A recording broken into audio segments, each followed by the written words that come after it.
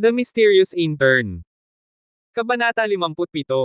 Brian Ye, dahil si Mr. Leo ang nagsabi sa'yo, sabihin mo na lang ng buong tapang. Kahit magkamali ka, ayos lang. Hindi naman ito ang iyong espesyalidad. Si Dr. Thomas Wang ay may malaking pag-asa pa rin kay Brian Ye. Ang kakaibang pag-iisip ni Brian Ye, bilang direktor ng Department of Respiratory Medicine, ay alam niya ng lubos. Ang ilang mga kaso na naranasan sa Department of Respiratory Medicine ang nagbigay sa kanya ng karanasang ito. Sa huli, ang direktor ay nagbigay sa kanya ng malaking kaliwanagan sa pamamagitan ng kakaibang pag-iisip ni Brian Ye na iba sa karaniwang tao, at sa wakas ay nakahanap ng solusyon. Dati, nag-aalala siya na si Brian Ye ay wala talagang gaanong alam sa gastroenterology, at hindi niya kayang hilingin kay Brian Ye na magbigay ng anumang komento. Ngunit dahil si Dr. Winston Leo ay sigurado sa pag-unawa ni Brian Ye sa gastroenterology, inaasahan niya si Brian Ye. Kung ganoon, pag-uusapan ko na lang, pero kung mali, hinihiling ko kay Director Wang na huwag tumawa. Si Brian Ye ay hindi isang taong natatakot sa entablado. Naging mapagpakumbaba lang siya kanina dahil naramdaman niya talaga na ang kanyang mga ideya ay maaaring mali at hindi pa ganap. Ngayon na sinabi na ito ni Dr. Winston Leo at Dr. Thomas Wang, hindi na niya ito iniiwasan at nagsimulang magsalita ng diretso, ganito ang naisip ko noon. Sinabi rin ni Nurse Olga Su dati. Ang tiyahin ay may lagnat mula kagabi at hindi pa bumababa. At ang gamot na inireseta ni Director Leo sa kanyang tiyahin, tiningnan ko lang ngayon. Nakita ko, ang gaganda ng mga anti-inflammatory drugs. Kaya, sa tingin ko ay may pamamaga pa rin sa peritoneum. Dahil ba sa reflux ng gastric juice, nasaktan ang ibang bahagi? Nagdulot ito ng sakit sa ibang bahagi. Pagkatapos magsalita ni Brian Ye, tumingin siya kay Dr. Winston Leo nang may kaunting pagkabalisa. Ngunit nang mahulog ang kanyang tingin sa katawan ni Dr. Winston Leo, hindi niya mapigil ang matigilan. Si Dr. Winston Leo ay nanatili roon, na parang mga demonyo ang tumitigil, walang anumang reaksyon. Sa ganoong simpleng ideya, paano nang ahas ang batang ito na magsalita? Paano nang ahas na putulin ang mga iniisip ni Director Leo? Paano nang ahas na magsabi ng ganoong uri ng paghatol? Masyadong ignorante at walang takot. Kung ganoon lang kadali, sino man ay maaaring maging gastroenterologist. Anong uri ng profesional at sistematikong kaalaman ang kailangan? Sa antas na ito, dinala siya ni Director Leo sa langit kanina. Iniisip ba niya na mas malalim ang kanyang pag-unawa sa digestive system kaysa sa kanila? Nakakatawa talaga, kung nasa antas na siya, silang lahat ay mga nangungunang eksperto. Matapos marinig ang mga iniisip ni Brian Ye, ang mga doktor sa gastroenterology department ay nagpakita ng paghamak at pagkadismaya sa kanilang mga mata. Kung sinabi nila kanina, mayroon pa silang kaunting ideya kung si Brian Ye ba ay totoo. Kung ang antas ay mabuti, tinanggal na nila ang ideyang ito sa kanilang mga isipan ngayon. Ang pagsusuri ni Brian Ye ay masyadong simple, at masyadong mababa ang antas. Ito ay isang bagay na maisip ng sino mang may kaunting pag-unawa sa mga sakit sa digestive system. Kahit na ang isang undergraduate na kasalukuyang nag-aaral sa isang universidad ay maisip ito. Masasabi ang pagsusuri. Ang mga mata ni Dr. Thomas Wang ay hindi mapigil ang magpakita ng pagkadismaya. Kahit na isang ordinaryong tao sa gastroenterology department, naramdaman niya na ang mungkahi ni Brian Ye ay tila masyadong simple, at tila hindi ito nakakatulong, at lalong wala itong anumang pagbabago. Ang mga mata ni Nurse Olga Su ay nagpakita rin ng pagkadismaya. Kung kasing simple lang ng sinabi ni Brian Ye, ang kalagayan ng kanyang ina ay hindi magiging hindi mapigilan. Director Leo. Naramdaman ng mga mata ng lahat sa kanyang paligid, si Brian Ye, na hindi pa masyadong nagulat sa mga mata, ay hindi mapigil ang makaramdam ng kaunting init sa kanyang mukha sa pagkakataong ito, at ang kanyang ekspresyon ay naging medyo hindi komportable. Ang kanyang mga mata ay kinakabahang tumingin kay Dr. Winston Leo, na tahimik pa ring nakaupo doon, hindi alam kung ano ang iniisip niya. Agad na magayos ng komprehensibong pagsusuri para kay Ms. Su. Nakarinig ng sigaw ni Brian Ye, si Dr. Winston Leo ay sa wakas nakabawi mula sa kanyang mga iniisip. Sa sandaling nakabawi siya, hindi siya tumugon sa mga salita ni Brian Ye, ngunit nagayos at nagutos sa mga doktor sa likuran niya. Okay. Ano ang nangyayari dito? Director Leo, ano ito? Ang mga doktor sa gastroenterology department ay lahat ay nalilito sa biglaang pagkilos ni Dr. Winston Leo at hindi maintindihan ang sitwasyon. Si Dr. Thomas Wang, Nurse Olga Su at ang iba pa ay nagpakita rin ng pagkagulat, at wala silang ideya kung anong gamot ang ibinebenta ni Dr. Winston Liu sa kanyang kalabasa. Maaaring. Ang ekspresyon ni Brian Ye ay natigilan din, ngunit agad, naalala niya ang isang bagay, at hindi niya mapigil ang tumingin kay Dr. Winston Liu nang may pag-alinlangan sa kanyang mga mata. Ipadala si Ms. Su para sa pagsusuri kaagad, ano pa ang ginagawa mo? Ito ang pagsusuri sa mga sugat ng peritoneum at iba pang nakapaligid na bahagi. Ang mga doktor na si Dr. Winston Liu ay hindi pa rin gumagalaw doon, at hindi mapigil ang sumigaw. Pagkatapos niyang uminom, ang kanyang mga mata ay napuno ng kaguluhan at pasasalamat kay Brian Ye. Dr. Ye, salamat sa pagpapaalala mo kanina. Salamat sa kanya. Pinaalalahanan siya. Talaga bang iniisip ni Director Liu na ang sinabi ng batang ito ay may katuturan? Talaga bang iniisip niya na ang pasyente ay may sakit sa peritoneum tulad ng sinabi ng batang ito? Ngunit paano ito posible? Paano ito magiging ganoon kasimpleng sitwasyon? Bukod dito, hindi ba nasuri na ang pasyente dati at nakumpirma na ang pasyente ay walang mga sugat sa peritoneum? Nakarinig ng mga salita ni Dr. Winston Liu, ang mga doktor sa Gastroenterology Department na naghahandang kumilos ay biglang huminto muli, nakatitig isa-isa, nakatingin kay Brian Ye at Dr. Winston Liu nang may mga ekspresyon ng pag-alinlangan sa kanilang mga mata. Si Dr. Thomas Wang at Nurse Olga Su ay binuksan din ang kanilang mga bibig ng malapad, natigilan. Hindi ba baha ang utak ni Dr. Liu? Si Dr. Thomas Wang, na nakakakilala kay Dr. Winston Liu ng lubos at naniniwala kay Brian Ye ng husto, ay hindi mapigil ang sumulpot ang isang pag-iisip sa kanyang isipan sa oras na ito. Kahit siya ay hindi makatagpo ng dahilan upang sumang-ayon at suportahan ang pananaw ni Brian Ye. Well, Director Liu, sa tingin ko ay isipin mo ulit ito. Bagaman bahagya niyang nahulaan ang ibig sabihin ni Dr. Winston Liu kanina, si Brian Ye ay hindi mapigil ang huminto ng sandali nang marinig niya talaga ang ideyang ito mula sa bibig ni Dr. Winston Liu. Kahit na ang taong nagbigay ng kanyang sariling mga opinyon ay naramdaman na nagkamali si Dr. Winston Liu sa pagkakataong ito. Huwag mo nang isipin, sa tingin ko ang posibilidad ng iyong opinyon ay hindi bababa sa 80% o higit pa. Umiling si Dr. Winston Liu, at hindi naghintay kay Brian Ye na magsalita, direkta niyang sinabi, hindi na ito kailangang pagtalunan, malalaman ang lahat pagkatapos lumabas ang resulta ng pagsusuri. Nakita na ang mga doktor ay hindi pa kumikilos, si Dr. Winston Liu ay hindi mapigil ang magalit ng kaunti, hindi niyo ba aayusin ang pagsusuri? Gusto niyo bang ako mismo ang mag-ayos? Nakita na si Dr. Winston Liu ay nagalit, ang mga doktor ay nagmadaling manirahan ng may pagkabalisa, ngunit habang nag-aayos ng mga pag-aayos, medyo hindi pa rin nila nasiyahan ang desisyon ni Dr. Winston Liu. Si Director Liu ay medyo abnormal talaga ngayon, naniniwala talaga siya sa walang kabuluhang ideya ng batang ito. Suriin ito. Anuman, maghintay para sa resulta na matagpuan, at malalaman mo kung gaano ka-unreliable ang batang ito na may apelyidong Ye.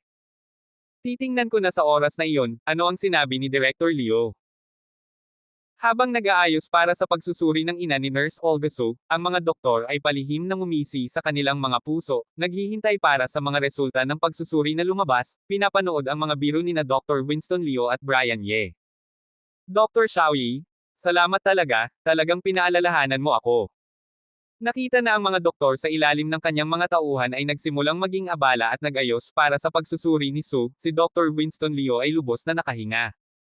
Ang kanyang tingin ay bumaling kay Brian Ye muli. Ang ekspresyon sa kanyang mukha ay tila nalutas ang isang malaking problema. Ang problema, isang malaking mabigat na pasan ay inalis, at ngumiti siya ng labis na masaya. Talagang nagpasalamat siya ng husto kay Brian Ye. Talagang ginaising siya ni Brian Ye. Nang una, nang makinig siya sa mga salita ni Brian Ye, hindi niya gaanong pinansin. Nadama rin niya na ang mga salita ni Brian Ye ay masyadong simple at imposible, ngunit nang malapit nang matapos magsalita si Brian Ye, ang kanyang ulo ay tila tinamaan ng kidlat, at naalala niya ang isang tanong. Sino ang nagsabing imposible na maging ganoon ka-simple? Sino ang nagsabing kung ang pasyente ay nasuri na dati at nakumpirma na walang sakit sa peritoneum, ay tiyak na walang sakit sa peritoneum? Ang kalagayan ng pasyente ay hindi palaging ganoon. Sa isang punto dati, ang lagnat ay nawala, at ang kalagayan ay bumuti, ngunit ang lagnat ay biglang nagsimula mamaya. Sa madaling salita, posible na ang pasyente ay magkakaroon ng sakit mamaya. Ang katawan ng tao ay orihinal na isang napaka-misteryoso at napaka-komplikadong makina. Ang makinang ito ay tumatakbo sa lahat ng oras, at sa lahat ng oras, maaaring mangyari ang mga hindi inaasahang pagbabago.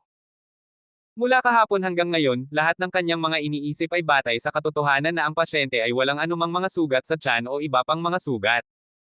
Napunta siya sa dulo ng sungay bago niya nalaman. Ngunit ang mga salita ni Brian Ye ay muling nagising sa kanya. Nang makita niya siyang lumubog sa pag-iisip kanina, iyon ay nang lumubog siya sa pag-iisip. Habang lalo siyang nag-iisip, lalo niyang naramdaman na ang sinabi ni Brian Ye ay napaka-posible. Karamihan sa oras, ang mga bagay ay hindi ganoon ka-simple. Sa likod ng mga simpleng tanong, ang mga sagot ay napaka-komplikado, ngunit kung minsan, ang mga bagay ay ganoon ka-simple. Ito ay sadyang ginawang komplikado. Tulad ng 1 plus 1 equal. Ang tanong mismo ay napakasimple. Ang mga bata sa kindergarten ay sasagot sa sagot na dalawa sa isang bibig, ngunit kapag ang mga matatanda ay nahaharap sa tanong na ito, kusang loob nilang mararamdaman na tiyak na hindi ganoon kasimple, at kusang loob na komplikado ang problema. Pinalawak ito ng walang hanggan, at sa huli ay naging napaka-komplikado na nawala pa nga ako, at hindi ko na mahanap ang sagot. Old Liu, sigurado ka ba talaga, iniisip mo na ang sinabi ni Dr. Ye? Tiningnan ni Dr. Thomas Wang ang itsura sa mukha ni Dr. Winston Liu at hindi mapigil ang magtanong. Malalaman ko kapag lumabas na ang resulta. Ang itsura ni Dr. Winston Liu ay labis na tiwala at tunay. Lubos siyang tiwala sa mga resulta ng pagsusuri. Sinabi lang niya na ang 80% na posibilidad ay mas mababa pa. Matapos baguhin ang kanyang isip, maaari talaga siyang maging 100% sigurado sa kanyang isipan. Ang sitwasyon ni Sumo ay ang uri ng sitwasyon na sinabi ni Brian Ye. Ganoon ba talaga kataas? Nakita ang tiwala na itsura ni Dr. Winston Liu, si Brian Ye ay hindi mapigil ang magpakita ng pag-alinlangan sa kanyang mga mata, at hindi mapigil ang mag-isip at magsuri muli sa kanyang puso. Paano nangyari iyon?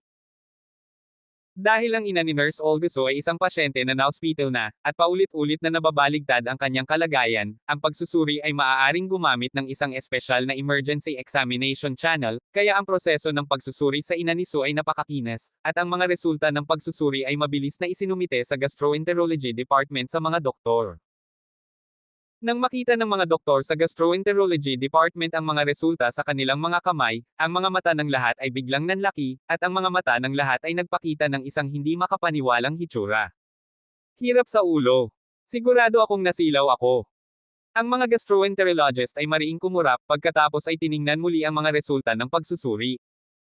Gayunpaman, ang teksto sa resulta ng pagsusuri ay hindi nagbago sa anumang paraan. Nakasulat na nakaka-impress na ang pasyente ay mayroong isang syndrome ng nagpapaalab na sakit ng Fishey membrane, at may hinalang viral ulcer sa duodenum. Nagkamali ba sila? Ang mga doktor ay hindi pa rin sumuko. Naisip nila na ang doktor na namamahala sa pagsusuri ay maaaring nagkamali.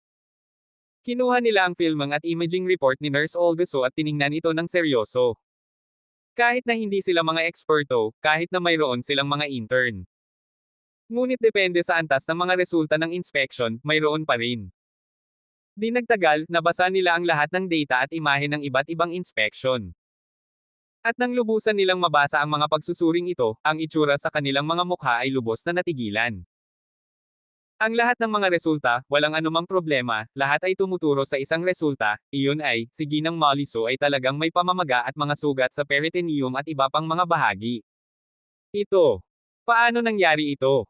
Ang batang iyon ay nagsabi ng ganoong kalokohan ngunit tama siya. Lahat ng mga tao ay nagtinginan sa isa't isa, at ang lahat ay makakakita ng hindi makapaniwala at ayaw na hitsura sa mga mata ng bawat isa. Ang batang iyon ay talagang maswerte, ito ay maaaring mali. Isang doktor ang nagsabi ng may pag-ayaw. Hindi ba, talagang maswerte? Ang mga salita ng doktor ay agad na sinang-ayunan ng lahat. Lahat ay sumang-ayon sa pahayag ng batang doktor. Si Brian Ye ay lubos na bulag, at hindi niya talaga ito mahulaan sa kanyang antas. Matapos ang parehong kaaway na pag-alitan ng kawalan ng katarungan ng Diyos at ang swerte ni Brian Ye, ang lahat ay nakaramdam ng kaunting ginhawa. Ngunit nang isipin nila ang maswerteng ito, ninakaw ito ni Brian Ye, at ang kanilang mga puso ay napuno ng pagsisisi. Kung alam lang nila na ganoon ka-simple, sasabihin din nila ito. Sa ganoong kaso, hindi iyon ang taong gumawa ng magandang gawa. Bata. Ang mga resulta ng pagsusuri sa ina ni Nurse Sue ay mabilis na naipadala pabalik sa ward, pabalik sa opisina ni Dr. Winston Liu, at pabalik kay Dr. Winston Liu na nag-uusap ng gamot kina Dr. Thomas Wang at Brian Ye. Nang si Dr. Winston Liu, na may ngiti sa kanyang mukha, ay sinabi kay Dr. Thomas Wang ang nakumpirmang mga resulta ng pagsusuri, tiningnan ni Dr. Thomas Wang si Brian Ye, at ang kanyang mukha ay nagulat muli. Ang batang ito ay muling tama ang pagsusuri. Ang pagdadala sa lalaking ito sa pagkakataong ito, talagang gumawa siya ng magandang trabaho. Kahit na ang kanyang opinyon ay napatunayan sa pamamagitan ng pagpapatunay, ng parehong si Dr. Winston Liu at Dr. Thomas Wang ay itinoon ang kanilang mga mata sa kanya, pareho nilang pinuri siya at sinabing gumawa siya ng malaking kontribusyon, ngunit si Brian Ye ay hindi man lang ipinagmamalaki. At masayang pakiramdam. Sa kanyang puso, wala nang iba kundi walang kapantay na pagkagulat at paghanga kay Dr. Winston Liu. Si Dr. Winston Liu ay talagang medyo makapangyarihan. Kanina lang, matapos niyang maramdaman ang tiwala na itsura ni Dr. Winston Liu, nag-iisip at nagsusuri siya kung ang sitwasyon ni Mrs. Molly Sue ay maaaring maging tulad ng kanyang iniisip. Ngunit kahit gaano pa niya ito isipin, hindi pa rin siya sigurado, bahagya lang niyang naramdaman na posible ito, at naisip pa nga sa kanyang puso na ang posibilidad na imposible ay mas mataas. Ngunit si Dr. Winston Liu ay tiwala mula simula hanggang katapusan. Sa sandaling nakita niya ang mga resulta, ang ekspresyon sa kanyang mukha ay hindi nagbago, mukhang inaasahan niya ito. Ano ang ipinapakita nito? Ipinakikita nito na nakumpirma na ni Dr. Winston Liu ang katotohanan ito ng maaga. Ang mga punong eksperto na ito na nagtrabaho sa frontline ng mga klinika sa loob ng maraming taon ay hindi talaga madali. Ang antas na ito ng sarili ko ay talagang maganda, at kailangan kong magsikap para mapabuti ito. Ang kasong ito ng ina ni Nurse Olga Sue ay muling nagparamdam kay Brian Ye ng kanyang mga pagkukulang. Ang mga bakas ng pagmamataas at kapalaluan na ipinanganak mula sa nakaraang papuri ni Dr. Winston Liu sa kanya ay nag-apoy lamang ng kaunting apoy. Pinatay muli. Tiningnan ni Brian Ye si Dr. Winston Liu, at palihim na nagpa siya sa kanyang puso na kung magkakaroon siya ng pagkakataon sa hinaharap, tiyak na kakausapin niya si Dr. Winston Liu, matututo sa kanya at matututo mula sa kanya. Ngayon na ang sakit ay nadetect na, ang susunod na hakbang ay ang paggamot sa mga sintomas. Gayunpaman, ang sakit ni Mrs. Sue ay mas komplikado. Matapos ang simpleng paggamot, malamang na ipadala ito sa Digestive Surgery Department para sa surgical treatment. Ang partikular ay si Dr. Winston Liu. Ang direktor ng Gastroenterology Department ang gagawa. Para kay Brian Ye, wala siyang mali. Si Dr. Winston Liu ay magsisimulang kontrolin ang kalagayan ng ina ni Sue, at malapit na siyang maging abala. Nagpaalam din sina Dr. Thomas Wang at Brian Ye kay Dr. Winston Liu, at gusto na rin nilang bumalik sa trabaho. Nang umalis siya sa Department of Gastroenterology, ang mukha ni Dr. Thomas Wang ay puno ng mga nasiyahan ng ngiti. Para kay Dr. Thomas Wang, naging nasiyahan siya sa paglalakbay na ito sa gastroenterology. Ang Brian Ye na kanyang dinala ay talagang nagtagumpay sa pagtatanong ng mga tanong na hindi naisip ng karamihan sa mga tao, at tinulungan si Dr. Winston Liu na malaman ang mga sintomas. Ang isang bato sa kanyang puso ay ibinaba rin. Ang tanging bagay na nagpagalit kay Dr. Thomas Wang ay nang ipadala niya si Brian Ye kay Dr. Thomas Wang palayo, si Dr. Winston Liu ay muling nag-alok ng imbitasyon kay Brian Ye, sinusubukang hikayatin si Brian Ye na magtrabaho sa Gastroenterology Department. Hindi ba ito pagnanakaw lang ng sulok? Ang kanyang mukha ay mahirap na maghukay ay hindi inilagay ang kanyang matandang Wang sa kanyang mga mata. Sa kabutihang palad, si Brian Ye ay matibay na humawak sa posisyon at hindi tinamaan ng mga sugar-coated shells na pinaputok ni Dr. Winston Liu. Kung hindi, kailangan niyang isuot ang kanyang mga manggas at makipaglaban ng husto kay Dr. Winston Liu. Dr. Ye, gumawa ka ng magandang trabaho sa pagkakataong ito. Hindi mo lang tinulungan si Nurse Sue na mahanap ang problema ng kanyang ina, ngunit nagbigay ka rin ng malaking mukha sa aming respiratory medicine department. Nakatayo sa elevator, tiningnan ni Dr. Thomas Wang si Brian Ye nang may malaking kasiyahan.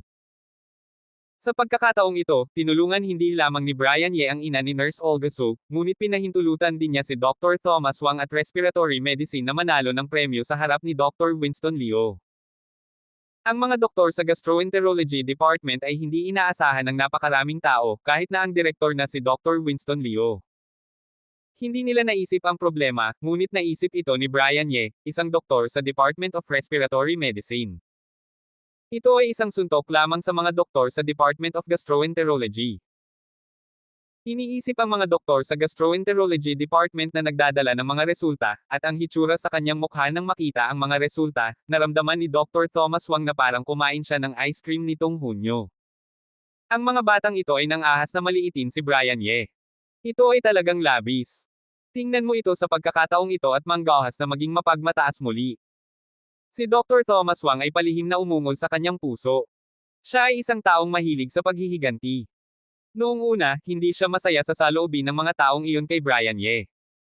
Director Wang, ito ay natuklasan ni Director Liu, at wala itong kinalaman sa akin.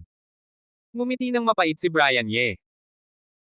Kahit na si Dr. Winston Liu ay paulit-ulit na nagpahayag ng kanyang pasasalamat sa kanya, ngunit hindi niya talaga nararamdaman na ito ay kanyang kredito, isang bagay na hindi niya sigurado, basta sinabi lang ito, maaari itong mabilang-bilang kredito, talagang natagpuan, sa katunayan ito ay si Director Winston Liu pa rin. Hehe, hindi ko inaasahan na si Dr. Brian Ye ay may ganoong lalim na kaalaman sa gastroenterology. Si Dr. Thomas Wang ay sanay na sa mapagpakumbabang ugali ni Brian Ye matagal na ang nakararaan, at hindi na niya kailangang makipagtalo sa kanya. Anuman, nagpasya siya na si Brian Ye ay nagpalaki ng mukha para sa kanya sa pagkakataong ito. Nakita ang ekspresyon ni Dr. Thomas Wang, alam ni Brian Ye na hindi sineryoso ni Dr. Thomas Wang ang kanyang mga salita, ngunit maaari lamang siyang ngumiti ng walang magawa, at hindi mapipilit ang iba na maniwala sa kanya. Dr. Ye, anong unibersidad ang iyong pinagtapusan?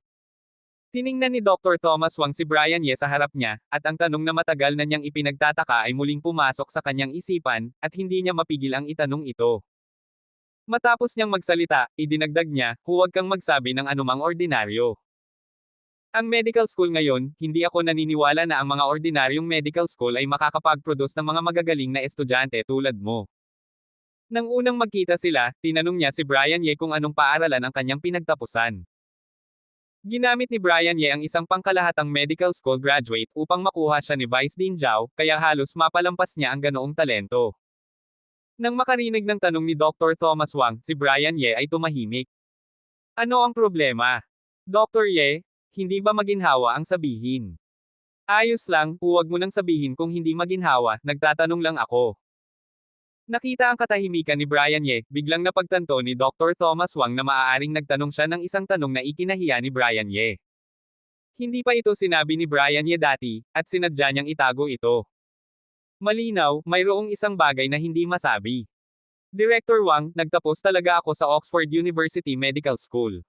Dahil sa aking mga personal na dahilan, ayaw kong malaman ng lahat, kaya nahihiya talaga ako dati. Nakarinig ng sinabi ni Dr. Thomas Wang, mayroon pa ring ilang pag-aalangan. Si Brian Ye, na gustong sabihin kay Dr. Thomas Wang o hindi, ay talagang nais na maunawaan, at diretsyong itinaas ang kanyang ulo upang sabihin sa kanya ang totoong paaralan na kanyang pinagtapusan. Oxford. Nang marinig ni Dr. Thomas Wang ang pagbanggit ni Brian Ye sa kanyang pinagtapusang kolehiyo, hindi niya mapigil ang mapabuntong hininga, at huminga ng malalim. Alam niya na si Brian Ye ay tiyak na hindi nagtapos sa isang ordinaryong medical school. Tiyak na nagtapos siya sa isang prestihiyosong paaralan. Kung hindi, kahit na may mga pagkakaiba sa mga sistema at pamamaraan ng edukasyon sa loob at labas ng bansa, ang mga ordinaryong kolehiyo at unibersidad ay tiyak na hindi makakasama. Lumabas na si Brian Ye ay isang napakagaling na estudyante. Ngunit ang kanyang hula ay si Brian Ye ay maaaring nagmula sa isang institusyon tulad ng University of London. Naramdaman niya na ang kanyang hula ay napakalakas at hindi kapanipaniwala. Nagmula siya sa isang world-class university tulad ng University of London at handang tumakbo. Sobrang exaggeration na magtrabaho sa kanilang ospital. Hindi niya inaasahan na si Brian Ye ay nagtapos sa Oxford. Oxford. Iyon ay isa sa mga nangungunang paaralan sa mundo. Ang ranggo ng mga medical school sa Oxford ay matagal nang sumakop sa nangungunang 3 posisyon sa mundo. Sa sandaling ito, nalaman na ni Dr. Thomas Wang kung bakit si Vice Dean Manuel Zhao ay lubos na pinahahalagahan si Brian Ye, at kung bakit hindi siya nag-atubiling makipaglaban kay Dean Robert Zing para kay Brian Ye. Dahil ito ay isang tunay na nangungunang talento. Ito ay isang taong maaaring magdala ng karangalan para sa buong ospital sa hinaharap. Pagbalik sa Department of Respiratory Medicine, paulit-ulit na sinabi ni Dr. Thomas Wang kay Brian Ye na matagal na rin naman siyang nagbakasyon, mas mabuting magpahinga at umalis ng matagal, ngunit iginiit ni Brian Ye na bumalik sa klinika para magpatuloy sa pagtatrabaho. Nang bumalik siya sa departamento, may mahigit pa sa 2 oras bago matapos ang oras ng trabaho, at kahit papaano ay makakakita siya ng mga 30 may sakit. Ayaw ni Brian Ye na sayangin ang oras na ito. Bukod dito, hindi naman kailangan ni Brian Ye na magpahinga. Nagkaroon siya ng magandang antas ng paglilinang kagabi, at nakaramdam siya ng pagiging presko ngayon. Hindi na kailangang magtrabaho ng normal, nararamdaman pa nga niya na kahit napapayagan siyang gumugol ng 2 araw at 2 gabi, ay walang problema. Nakita ni Dr. Thomas Wang ang pagpupumilit ni Brian Ye na magtrabaho, wala siyang nagawa kundi hayaan siya. Sa kabutihang palad, hindi ito ang unang pagkakataon na nakita niya ang pagmamahal ni Brian Ye sa trabaho, at ang kanyang psychological endurance ay medyo mas malakas. Ito lang ay sa kanyang puso, hindi maiiwasan na may isa pang buntong hininga. Hindi katakataka na ang mga tao ay ganoon kabata, ngunit ang kanilang mga kasanayan sa medisina ay ganoon nakagaling. May dahilan para dito. Talagang masisipag sila. Kapag may paghahambing lang, malalaman ko ang pagkakaiba. Isipin ng mga batang doktor sa departamento. Alin ang ayaw magbakasyon araw-araw, o umuwi ng maaga araw-araw kapag oras na ng trabaho? Ang pinaka nakakatakot na bagay sa mundong ito ay ang mga taong mas mahusay kaysa sa iyo ay mas masipag pa sa iyo.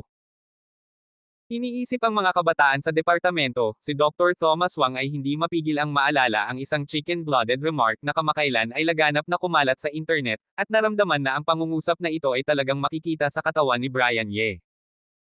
Nagsimula siya mula sa isang mas mataas na panimulang punto at may mas magagandang talento, ngunit si Brian Ye ay mas nagsusumikap pa rin sa kanila araw-araw. Halos hindi siya makapagpahinga nang hindi nagpapahinga. Mas mapagpakumbaba rin siya at mas mahusay na matuto. Sa ganoong abalang outpatient clinic araw-araw, sinubukan nilang makipag-check ng silid sa kanya minsan sa isang araw at matuto ng diagnosis at treatment plan mula sa kanya. Pagkatapos ng isang paghahambing, naramdaman pa nga ni Dr. Thomas Wang na nagtataka siya kung bakit ang mga kasanayan sa medisina ni Brian Ye ay ganoon kagaling, ngunit bigla siyang hindi na gaanong nalilito. Dr. Ye, hindi ka ba nag-leave of absence? Nakita si Brian Ye, ang guiding nurse sa outpatient clinic ay hindi mapigil ang matigilan. Kapag natapos na ang bagay, babalik ako sa trabaho. Ngayong umaga, mangyaring magayos ng 30 na may sakit para sa akin. Sa hapon, magdadagdag ako ng 10 at mag-aayos ng 70. Ngumiti si Brian Ye at nagpaliwanag. Wow! Dr. Ye, masyadong dedicated ka. Ganyan ka ba babalik sa trabaho? Ang mga mata ng maliit na nurse sa outpatient clinic ay nanlaki. Lagi ko nang naririnig ang pagmamahal at dedikasyon ni Dr. Brian Ye, at nakita ko na ito ngayon. Matapos magtrabaho ng napakatagal, ito ang unang pagkakataon na nakakita siya ng doktor na bumalik sa trabaho ng maaga. Siyempre, maliban sa mga tinawag pabalik sa telepono sa ilalim ng mga espesyal na pangyayari, ang mga direktor tulad nina Dr. Thomas Wang at Dr. Marcus Wang ay madalas na tinatawag sa kanilang mga pahinga. Bumalik para harapin ang pasyente. Paano naman may isang tumakbo pabalik sa trabaho matapos siyang mag-leave? Alam mo, ang mga nag-leave ay hindi binabayaran kapag bumalik sila sa trabaho. Ayos lang na maging idol naman. Ngumiti si Brian Ye. Ang maliit na nurse ay hindi makapagsalita. Hindi katakataka na si Dr. Ye ay ganoon kagaling, ngunit parang wala sa mga kapatid na babae sa departamento ang interesado sa kanya. Kung may makakahanap ng ganoong kasintahang lalaki, tiyak na malulungkot siya hanggang sa mamatay. Dahil mahal niya ang trabaho, malamang na mas mahal niya ito kaysa sa kanya. Dr. Ye, ano ang sinabi mo lang? Ilan sa hapon? Biglang naalala ng maliit na nurse ang ilang mahahalagang tanong. 70, may problema ba? Kung may problema, maaari kang magayos ng kaunti para sa akin. Naisip ni Brian Ye na wala gaanong pasyente ang naghahanap sa kanya para magpatingin sa doktor, kaya kinailangan niyang hilingin sa nurse na magayos ng 70 pasyente para sa kanyang sarili. Walang problema, talagang walang problema, walang problema. Ang maliit na nurse ay mabilis na gumanti, umiiling na parang tambol. Biruan lang, syempre walang problema, huwag nang sabihin ang 70, kahit 80, walang problema. Ang mga batang nurse ay pansamantalang umiikot sa mga outpatient clinic. Ang mga kasamahan na nagkaroon ng mga outpatient rotation sa nakaraan ay nagreklamo na si Brian Ye ay masyadong popular at maraming tao ang tumatawag sa kanya.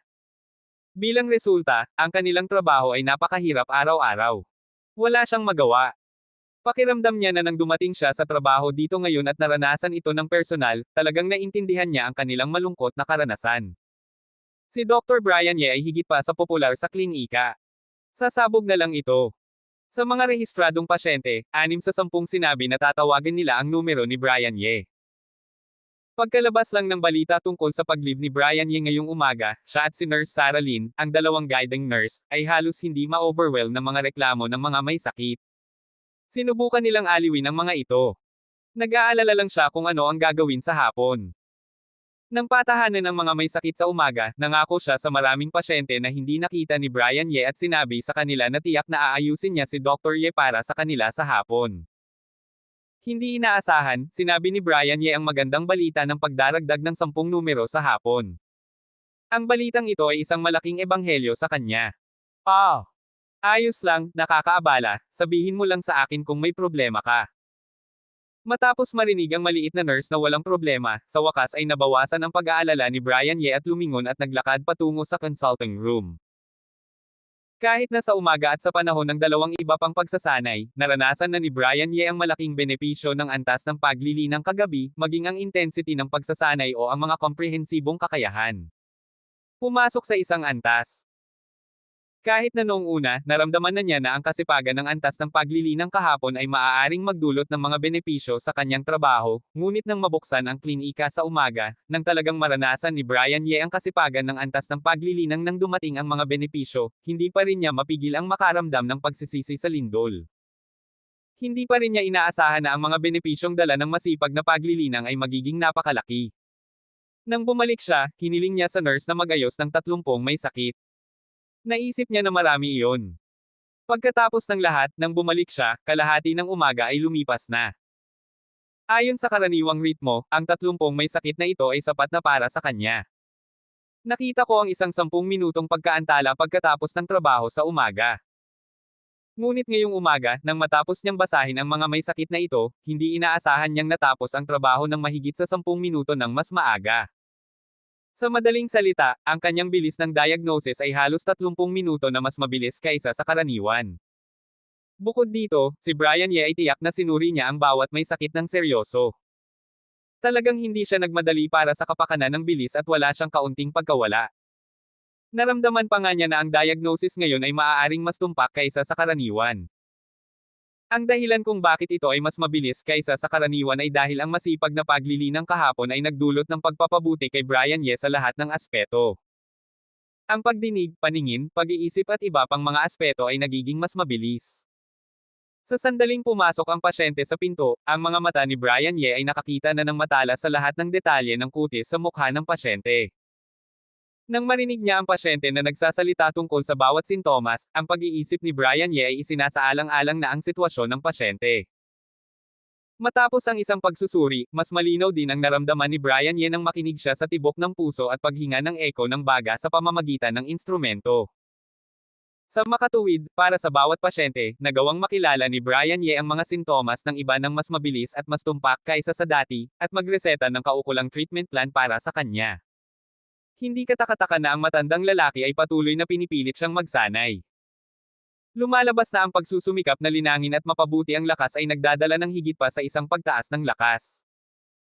Nang nag-aayos na siya ng kanyang mga gamit at naghahanda ng umuwi, umupo si Brian Ye sa isang upuan at seryosong inalala ang proseso ng paggamot sa sakit sa umaga, at inalala ang mga benepisyong dala sa kanya ng kanyang antas ng paglilinang. Sa kanyang puso, puno siya ng mga sorpresa at kaguluhan. Kasabay nito, muling nakaramdam siya ng pagsisisi para sa kanyang pagiging mababaw at katamarin.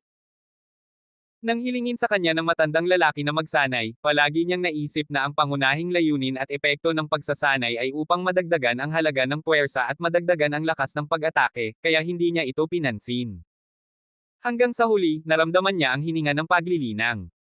Pagkatapos lamang niyang maibigay ang mahimalang tulong sa proseso ng paggamot at operasyon, nagsimula siyang talagang bigyang pansin ang bagay ng paglilinang.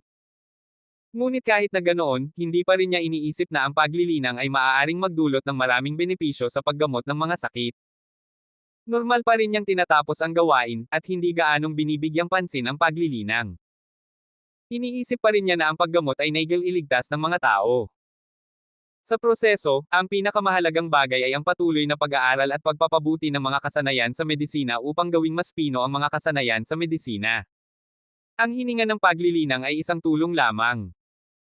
Hindi hanggang sa ang matandang lalaki ay nagkaroon ng aksidente, dahil sa galit at takot, na siya ay bumalik sa bansa at nagsimulang magsanay ng mabaliw at seryoso, sinusubukang makahanap ng paraan upang madagdagan ang kanyang lakas.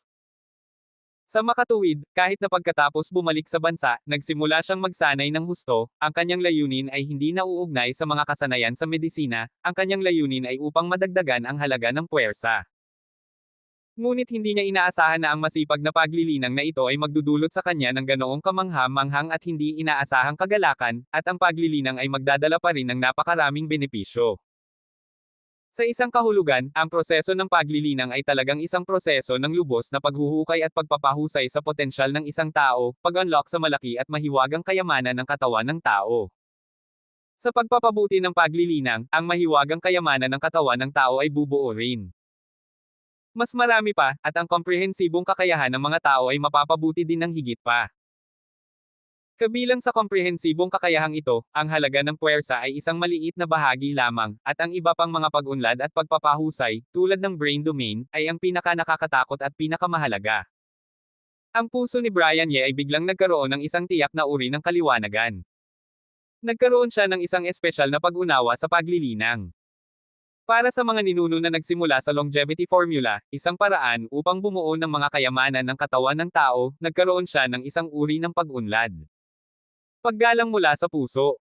Ito ang tunay na dakilang pantas, ang tunay na pantas na tunay na nauunawaan ang mahiwaga at malalim na kayamanan ng katawan ng tao. Kung ikukumpara sa ganoong dakilang pantas, ang pag-unawa at pangunawa sa mahiwagang kayamanan ng katawan ng tao sa mga Western medicine ngayon ay wala nang iba kundi isang maliit na piraso ng balahibo. Hindi man lang nahawakan ang balahibo. Ang nakakatawa ay sa isang dakilang bansa sa China, iniisip ng lahat na ang Western medicine ay ang daan sa mundo at ang tunay na agham. Ang lahat ay kailangang matuto ng Western medicine. Marami pang tao ang ganap na tumatanggi sa Chinese medicine. Nakakatawa.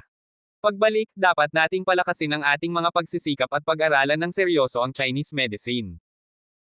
Matapos makakuha ng ilang mga bagong at mas malalim na pag-unawa sa paglilinang, ang puso ni Brian Ye ay naging mas determinado sa kanyang libreng oras upang pag-aralan ang Chinese medicine. Ha! Dr. Ye, bakit ka bumili ng konti lang na pagkain ngayon? Sa cafeteria ng ospital, kakaupo lang ni Brian Ye dala ang isang ordinaryong pagkain. Si Nurse Sarah Lynn, na nakaupo sa tapat ni Brian Ye, ay napasigaw na parang bigla siyang nakapansin ng kakaiba. Dahil pareho silang nagtatrabaho sa outpatient building, at si Brian Ye ay mas kaunti na ang pag-o-overtime kamakailan, at ang mga pagkain ay mas punctual na. Madalas silang magkasama kumain. Oo nga pala, bakit bumili si Dr. Ye ng ganoon kaliit na pagkain ngayon? Ang iba pang mga kasamahan na hindi pa nakapansin noon, matapos marinig ang pagsigaw ni Nurse Sarah Lynn, ay agad na itinoon ang kanilang mga mata sa plato ng hapunan sa kamay ni Brian Ye, at ang bawat isa sa kanila ay nagpakita ng gulat. Tulad ng pagmamahal at dedikasyon ni Brian Ye at napakahusay na mga kasanayan sa medisina, ang titulong Great Stomach King ni Brian Ye ay isang sekreto rin na alam ng buong Respiratory Medicine Department.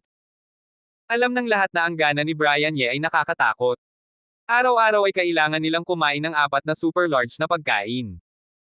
Ang penomenong ito ay nagdulot din ng maraming mainit na pag-uusap sa departamento.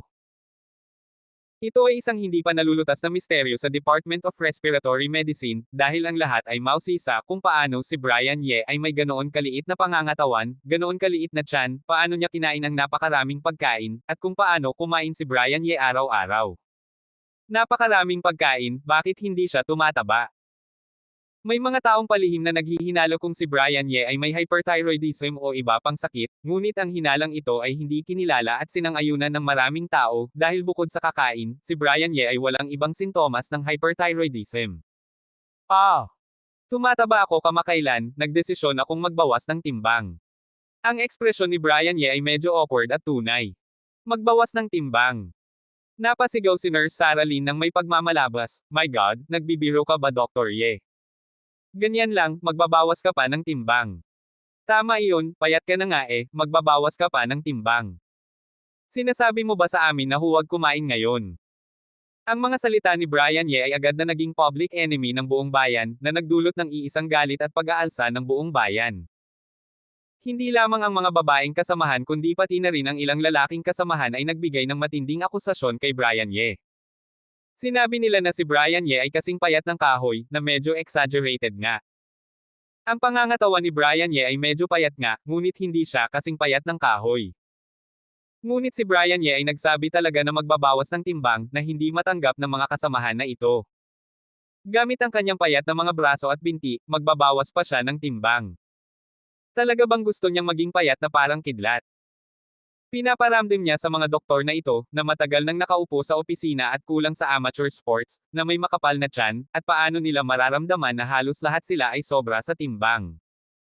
Bibigyan ba niya sila ng paraan para mabuhay? Hindi inaasahan ni Brian Ye na ang kanyang mga salita ay magdudulot ng ganoong kalaking reaksyon mula sa lahat, sandali, hindi niya mapigil ang matigilan. Hindi lang siya makahanap ng dahilan kanina, kaya basta na lang niyang binanggit ang isa sa mga pinakasikat na dahilan na isinisigaw ng buong mundo. Mali ako, mga kasamahan, hindi ba ako pwedeng magkamali? Nakita ang emosyon ng mga tao, lalo na ang medyo matatabang babaeng kasamahan na medyo hindi kontento sa kanilang mga katawan, may posibilidad na habang mas nagsasalita sila, mas nagiging excited si Brian Ye kaya pinigilan niya sila. Sa totoo lang, kamakailan lang, bigla kong pinag-isipan ang sarili ko at naramdaman kong isang malaking kasalanan para sa isang payat na tao na tulad ko na kumain ng napakaraming pagkain at sayangin ang pagkain ng bansa, kaya nagdesisyon akong tumigil sa pagsasayang simula ngayon. Halos pareho na. Mga taong katulad mo, sa harap namin na matatabang bata, huwag nang banggitin ang salitang pagbawas ng timbang, naiintindihan mo ba? Dr. Ye, sa wakas ay nagkakaliwanagan ka na. Gusto kong purihin ka para sa iyong ideological enlightenment. Dahil sa iyong kaliwanagan ngayon, makakakain tayo ng hindi bababa sa 5 African compatriots araw-araw. Nagpapasalamat kami sa mga African compatriots muna. Nakita na si Brian Ye ay kusang loob na umamin sa kanyang pagkakamali, isang grupo ng mga kasamahan na nagsasalita ay sa wakas ay kumalma at tumigil sa pagkondena kay Brian Ye. Matapos magsalita ng may galit, nagsimula silang mangasar kay Brian Ye. Nakarinig sa kanila na lalong nagiging labis, na itinaas siya sa taas ng international humanitarianism, si Brian Ye ay hindi mapigil ang makaramdam ng kahihiyan, na naramdaman niyang muling na-refresh niya ang kanyang pag-unawa sa grupong ito ng mga kasamahan. Ngunit gusto pa rin niya ang pakiramdam na ito. Kapag nagtatrabaho ka, abala ang lahat sa kanilang sariling mga bagay. Halos lahat ay may mukha. Iyon ay ang pagsusumikap at paggawa ng mga bagay. Kapag tapos na lang ang trabaho, magkakasama silang uupo dito, at muling mabubuhay ang lahat. Ibalik ang kanilang pagkatao at katangian. By the way, Dr. Ye, busog ka ba talaga kung konti lang ang kinakain mo? Oo nga pala, Dr. Ye, katapusan na ng buwan sa isang iglap. May financial crisis ka ba? Gusto mo bang suportahan kita? Tumatawa at tumatawa, ngunit matapos silang magbiro, ang lahat ay tumingin pa rin kay Brian Ye ng may pag-aalala. Nararamdaman nilang lahat na si Brian Ye ay nasa isang mahirap na sitwasyon. Salamat sa mga pagpapala ni Wesley Zing, sa ilalim ng anunsyo ni Intern Ramil Sun sa pamamagitan ni Wesley Zing, at sa pamamagitan ng pagkakataon, sina Dr. Che at Brian Ye ay nagkaroon ng pagkakataong magkita sa parking lot. Nagbigay si Brian Ye ng isang berdeng QQ sa trabaho. Ang bagay ay pinalaki. Ang katotohanan na ang mga kondisyon sa pananalapi ng pamilya ni Brian Ye ay hindi maganda ay halos nakapasok na sa mga puso ng lahat sa Department of Respiratory Medicine, kabilang si Dr. Thomas Wang, ang direktor. Lagi nilang nararamdaman na ang dahilan kung bakit si Brian Ye ay ganoon kasipag, nakasuot ng ganoon kasimpleng damit araw-araw, ay walang ibang recreational activities maliban sa trabaho, at kailangang bumalik sa ospital kahit na sa mga araw ng pahinga, ay dahil sa mahinang kondisyon sa ekonomiya. Kahit na dahil dito, ang mga kasamahan sa departamento ay nag-oorganisa ng ilang pribadong hapunan at iba pang mga aktibidad. Bihira nilang hilingin kay Brian Ye na lumahok dahil natatakot silang madagdagan ang pasanin ni Brian Ye, at kung hindi sila pinapayagang magbahagi ng gastos, natatakot silang masaktan ang pagpapahalaga sa sarili ni Brian Ye. Kaya, makikita ito na biglang nawala ng gana si Brian Ye. Ang orihinal na 4 na malalaking servings ay biglang naging isang ordinaryong serving. Hindi nila sinasadyang naisip na si Brian Ye ay kulang sa pera, kaya binawasan nila ang kanilang mga gastos. Salamat sa mga kasamahan, ngunit talagang hindi na ito kailangan. Wala akong pera at hindi ako kulang sa pera. Mabilis na sabi ni Brian Ye. Dr. Ye, welcome. Wala na kaming iba, ngunit maaari pa rin kaming manghiram ng ilang libong piso para pakainin ka. Naisip ng mga doktor na nahihiya si Brian Ye, at patuloy nilang pinayuhan ng may sigla. Kahit si Nurse Sarah Lynn, na may medyo mababang sahod, ay humiling na manghiram ng pera kay Brian Ye. Talagang hindi na ito kailangan, mga kasamahan, talagang hindi ako nangangailangan ng pera, kung talagang kailangan mo ng tulong mo, magsasalita ako. Naramdaman ng pangangalaga mula sa mga puso ng mga tao, ang puso ni Brian Ye ay naantig, at hindi niya mapigil ang makaramdam ng laki sandali. Ang maling akala na ito ay talagang nagdudulot ng problema, at hindi niya alam kung paano ito ipaliwanag sa kanila ngayon. Well, ano man, Dr. Ye, kailangan ko pa rin ng sapat na kanin. Ito ang aking pagkain sa tanghali ngayon. Bibili ako ng isa pa para sa akin. Magbibigay din ako ng kontribusyon. Nakita ang pagpupumilit ni Brian Ye na tumanggi, ang mga kasamahan ay sa wakas ay hindi na nagpatuloy sa pagpipilit na manghiram ng pera kay Brian Ye, ngunit ang ilang mga kasamahan ay tumakbo pa rin upang bumili kay Brian Ye ng 3 karagdagang pagkain at nagdagdag pa ng karne kay Brian Ye. Hindi ito mapigilan. Nang ilagay ng 3 kasamahan ang 3 super large na portions ng vegetable rice sa harap ni Brian Ye, at pagkatapos ay tinapik ang balikat ni Brian Ye, na pinapayagan si Brian Ye na kainin ito, ngunit hindi sapat upang idagdag ito, si Brian Ye ay talagang nakaramdam ng pag-iyak. Talagang hindi niya kaya kainin ang napakarami. Kung kagabi, medyo hindi pa siya sigurado, kung gayon nang nakatayo siya sa dining window at tinitingnan ang pagkain, talagang sigurado na siya, at ang kanyang gana ay talagang lumiit. At hindi ito isang pangkalahatang pagbawas, ngunit isang malaking pagbawas. Nakatayo sa harap ng meal window kanina, nang siya ay hindi sinasadyang naghahanda na gumawa ng 4 na pagkain, bigla niyang napagtanto na hindi siya gutom, at nang tiningnan ang mga pagkain, wala siyang gaanong pagnanasang kumain. Ito ang dahilan kung bakit siya ay naghain lamang ng isang ordinaryong pagkain. Sa huli, hindi niya inaasahan na ang grupong ito ng mga mapagmahal na kasamahan ay talagang bibigyan siya ng 3 dagdag na malalaking kopya. Paano mapipigilan ni Brian Ye ang pag-iyak? Ngayon ay hindi na niya kayang punuan ang ordinaryong bahagi ng pagkain na binili niya mismo. Saan niya kaya pupunuan ang 3 super large na portions na ito? Dr. Che? Dr. Lee? Nandito. Habang tinitingnan ni Brian Ye ang 3 super-sized na kopya sa harap, at malapit nang umiyak, ang mga mata ni Brian Ye ay biglang lumitaw sa anyo nina Dr. Che at Dr. Lee sa departamento. Pagkakita sa kanila, si Brian Ye ay agad na nakakuha ng amnestia. Dr. Ye, mga kasamahan, talagang nagkataon na kumakain din kayo. Dr. Ye, ano ang tawag mo sa amin? Kakain na kami. Ang dalawa sa kanila ay naglakad sa tabi ni Brian Ye nang may kaunting pagkagulat, at matapos batiin ang lahat, tiningnan muli nila si Brian Ye nang may pag-aalinlangan. Hindi na kailangang magluto, may 3 servings dito, pumili ka na lang ng isa para kainin. Tinuro ni Brian Ye ang 3 pagkain sa kanyang harapan. Hey, Dr. Ye, gusto mo bang mag-treat? Kung gayon ay hindi na ako magiging magalang. Sinulyapan ni na Dr. Che at Dr. Lee si Brian Ye nang may pagkagulat, na iniisip na si Brian Ye ay nag-iimbite sa lahat na kumain ngayon. Habang ang bawat isa sa kanila ay naghain ng pagkain, kakaiba nilang tinanong, Dr. Ye, anong magandang araw ang ngayon? Mayroong ba malaking magandang bagay? Bakit mo biglang naalala ang treat? Hindi ito ang aking treat, ngunit ang ilan sa kanila. Ngumiti si Brian Ye at tinuro ang mga kasamahan na kakatapos lang mamalengke. Dr. Ye, hindi ba ikaw? Talagang hindi mo ito kakainin. Sapat na ba talaga para sa iyo na kumain ng konti lang?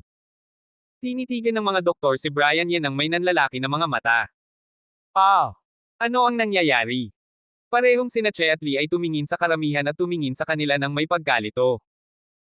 Matapos ipaliwanag ng lahat ng maikli ang sanhi ng bagay sa dalawa sa kanila, ang dalawa ay tumingin din kay Brian Ye nang may pagkagulat, Dr. Ye, hindi ka ba talaga kulang sa pera? Kung kulang ka sa pera, sabihin mo lang ha. Sabi ko nga, talagang hindi ako kulang sa pera o nagtitipid, talagang ayaw ko lang kumain ng napakarami. Ngumiti nang walang magawa si Brian Ye sa lahat, bukod dito, minamaliit nyo ako ng sobra. Ako ba ang klaseng tao na magugutom sa sarili?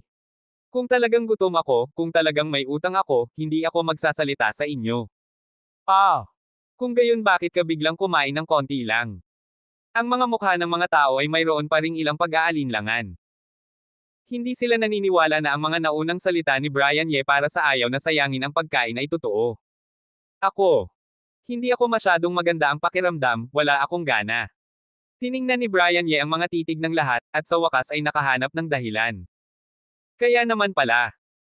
Nakarinig na si Brian Ye ay hindi maganda ang pakiramdam, sa wakas ay nagpakita ng pag-unawa at pag-unawa ang lahat, at ang bawat isa ay tumingin kay Brian Ye ng may pag-aalala sa kanilang mga mata, kung gayon Dr. Ye, kailangan mong alagaan ang sarili mo. Huwag masyadong magtrabaho. Sa wakas, matapos ang isang napakahirap na tanghalian, nagmadaling umalis si Brian Ye sa mga mata ng kanyang mga kasamahan na puno ng awa, pakikiramay, at pag-aalala. Pagkalabas sa kantin, dumiretso si Brian Ye sa inpatient department. Mayroong isang bihirang oras sa tanghali ngayon, kaya kailangan niyang pumunta sa ward ng inpatient department para tumingin. Kahapon, ang pasyente na bumalik mula sa rescue ay kailangang makita kung ano ang sitwasyon. Ang pasyente na nakaschedule na ma-admit sa ospital ngayong umaga ay kailangan ding makita. May dalawa pang pasyente na may malubhang pneumonia na na-admit ilang araw na ang nakakaraan. Medyo. Dr. Ye. Kakadating lang ni Brian Ye sa inpatient department, at nang malapit na siyang maglakad patungo sa ward, nakarinig siya ng sigaw mula sa likuran niya. Nurse Olga. Magandang tanghali. Nang lumingon si Brian Ye, nakita niya si Nurse Olga Su na may haggard na mukha, at nagmadaling bumati ng may ngiti. Dr. Ye, salamat. Tiningnan ni Nurse Olga Su si Brian Ye na may komplikadong ekspresyon na kumikislap sa kanyang mga mata. Matapos mapangiti, nagpasalamat siya kay Brian Ye.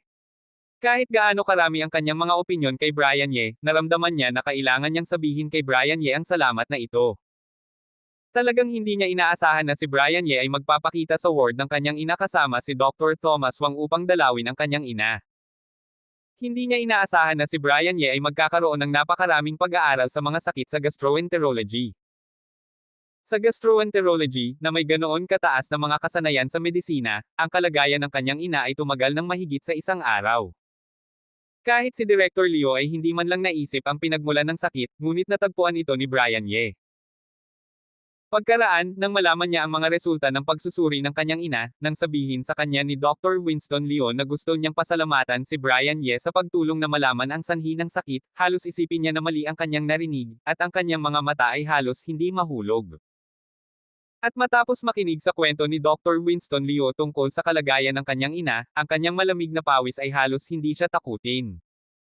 Ang ulcer ng kanyang ina ay mabilis na umunlad at ang kanyang mga sintomas ay napaka-urgent. Kung hindi natuklasan ni Brian Ye ang sanhi ng sakit sa tamang oras, magpapatuloy siya.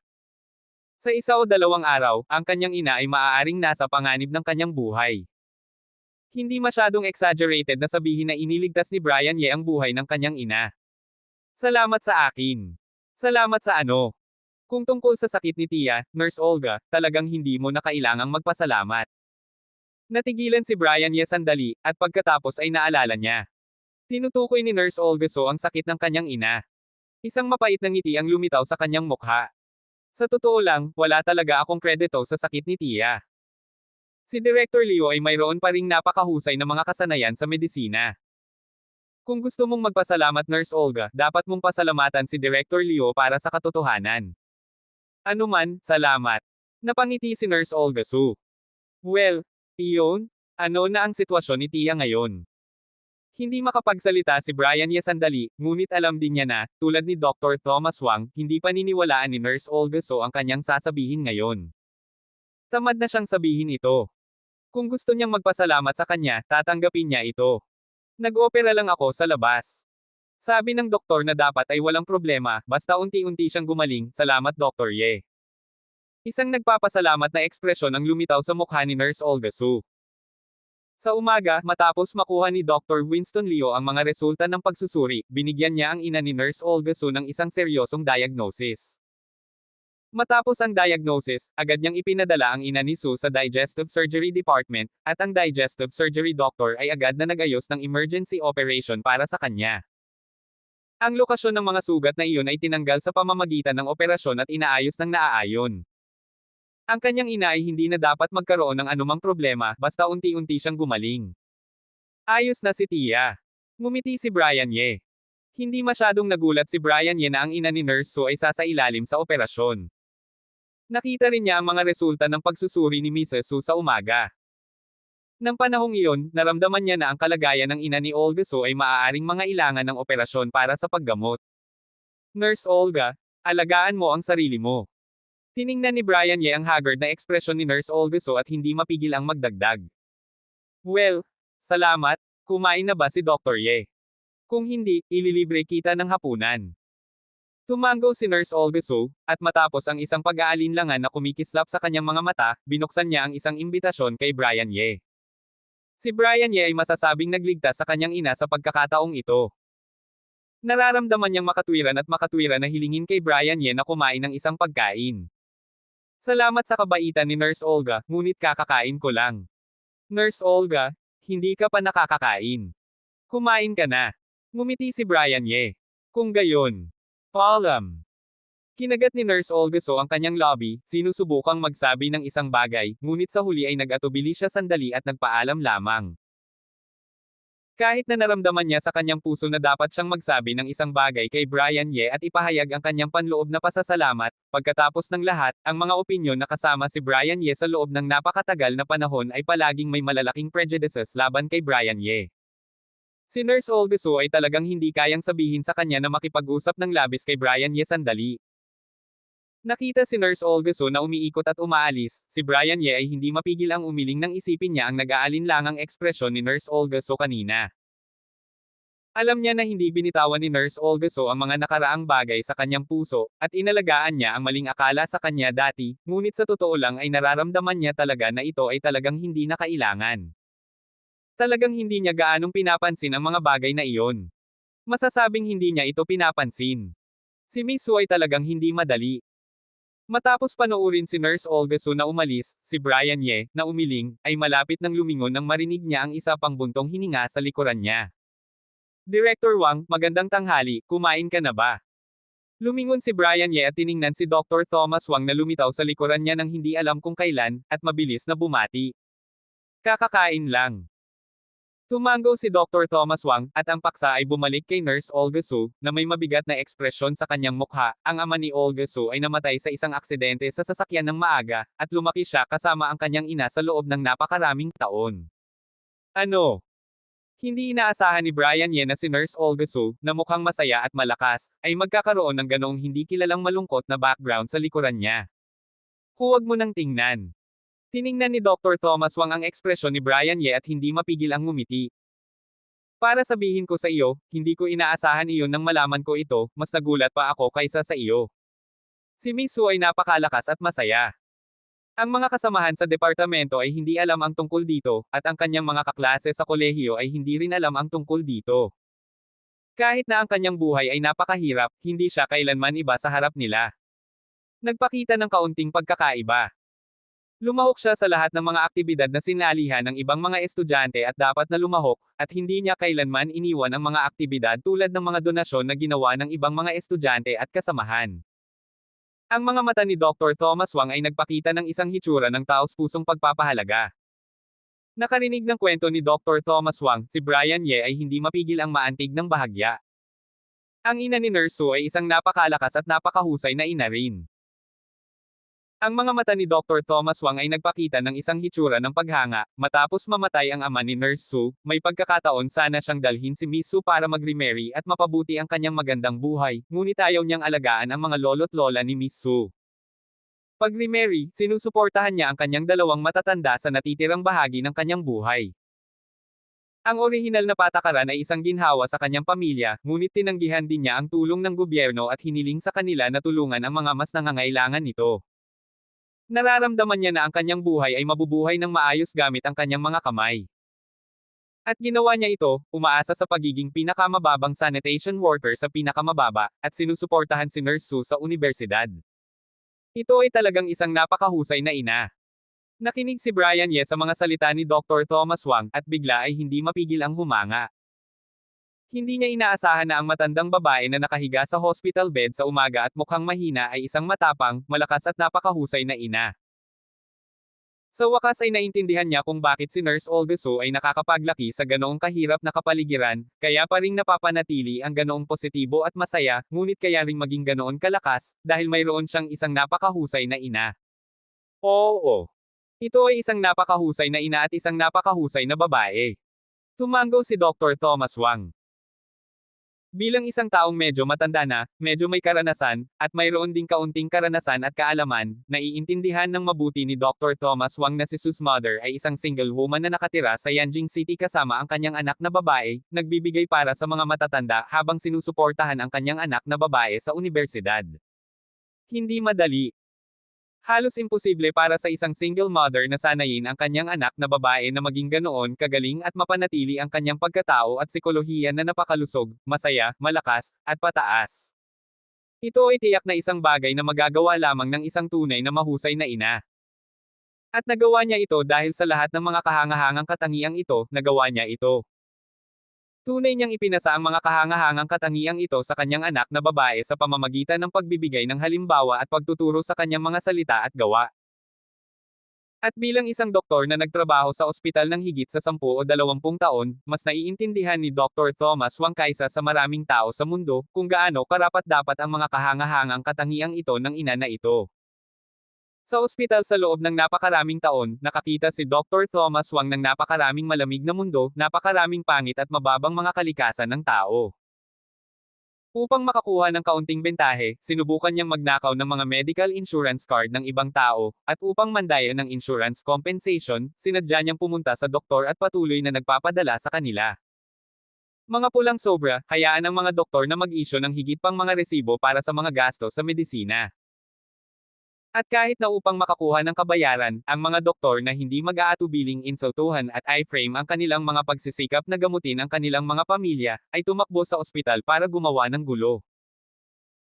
Ito ang pag-iral ng mga taong tulad ni Molly Su na nagpapahintulot sa kanila at sa mga doktor na laging sumunod sa kanilang orihinal na intensyon at prinsipyo, at nagpapatiwala sa kanila na ang kaluwalhatian ng kalikasan ng tao sa mundong ito ay palaging. Sa pamamagitan ng pagkakataon, si Dr. Thomas Wang ay lubos na nagulat nang malaman niya ang sitwasyon ni Nurse Olga Su mula sa isang matandang kaibigan na nagturo kay Nurse Olga Su. At nang una niyang makita si Mother Su, nang makita niya ang payat na babae na nakasuot ng sanitation uniform ng isang cleaner, ngunit may kalmadong mukha at may tiwala na hitsura sa kanyang mukha, ang kanyang puso ay nagulat. Ang pagsisisi at paggalang ay walang kapantay. Ito rin ang pagkikita kay Sue's mother na tinanggal niya ang ideya na alagaan si Nurse Olga Su, dahil alam niyang hindi niya ito kailangan at hindi rin ito kailangan ng kanyang ina. Binibigyang pansin lang niya ang pagganap ni Nurse Olga Su sa trabaho at nagawang magbigay ng mga tagubilin. Sa kanyang lugar, tulungan siya hanggat maaari, at pagsikapan ang mga benepisyo at paggamot na nararapat sa kanya. Ang tanging pagkakataon na talagang tinulungan niya si Nurse Olga Su ay nang malaman niya na ang ina ni Nurse Olga Su ay may sakit at na-hospital. Kusa siyang nagpunta kay Dr. Winston Liu at hiniling sa kanya na gawin ang kanyang makakaya upang tumulong, at dalhin si Brian Ye upang tumulong sa pagtingin sa doktor. Maaari ding ituring na isang salita ng tulong. Kahit hindi pa nakikilala ni Brian Ye ang ina ni Su, sa kanyang puso, ang paghanga at pagkagulat sa ina at anak na babae ni Nurse Olga Su ay hindi nagpapahuli kay Dr. Thomas Wang. Bilang isang ulila, sinundan niya ang matandang lalaki mula noong bata pa siya, halos palaging nakatira sa mga pinakamadilim at pinakamaruming lugar, nakakakita ng pangit na kalikasan ng tao ng higit pa kay Dr. Thomas Wang. Nakakita na siya ng napakaraming mga bata na nakatira sa pinakamababa at nakatira sa iba't ibang kahirapan sa buhay. Sa proseso ng paglaki, ang kanilang mga halaga ay nabaluktot at humantong sa isang walang katapusang bangin. Ito ang dahilan kung bakit ang kanyang puso ay mas nagpapasalamat sa Diyos, nagpapasalamat sa matandang lalaki, kung hindi dahil sa paglitaw ng matandang lalaki, hindi niya alam kung ano ang magiging landas ng kanyang paglaki, magiging katulad ba siya ng mga taong iyon. Matapos sa wakas lumaki, nagsimula siyang sumunod sa mga tao sa lipunan at nagsimulang makipag-away sa tinatawag na arena, tumutulong sa mga taong makipaglaban, nananakot ng mas mabait at duwag na mga tao. Sa ilalim ng patuloy na mga suntok at kahirapan ng buhay, naging isa siyang isang duwag na tao, isang araw pagkatapos ng isang araw ng gulo. Ito ang dahilan kung bakit mas alam din ni Brian Ye kung gaano kahirap para kay Ginang Molly Su na mapanatili ang mga kahangahangang katangiang iyon sa mga pagsubok sa buhay, at mas hinahangaan niya si Molly Su.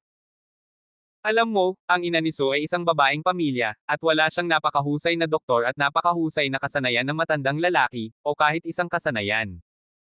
Dr. Ye, kumusta na kayo ni Miss Fang?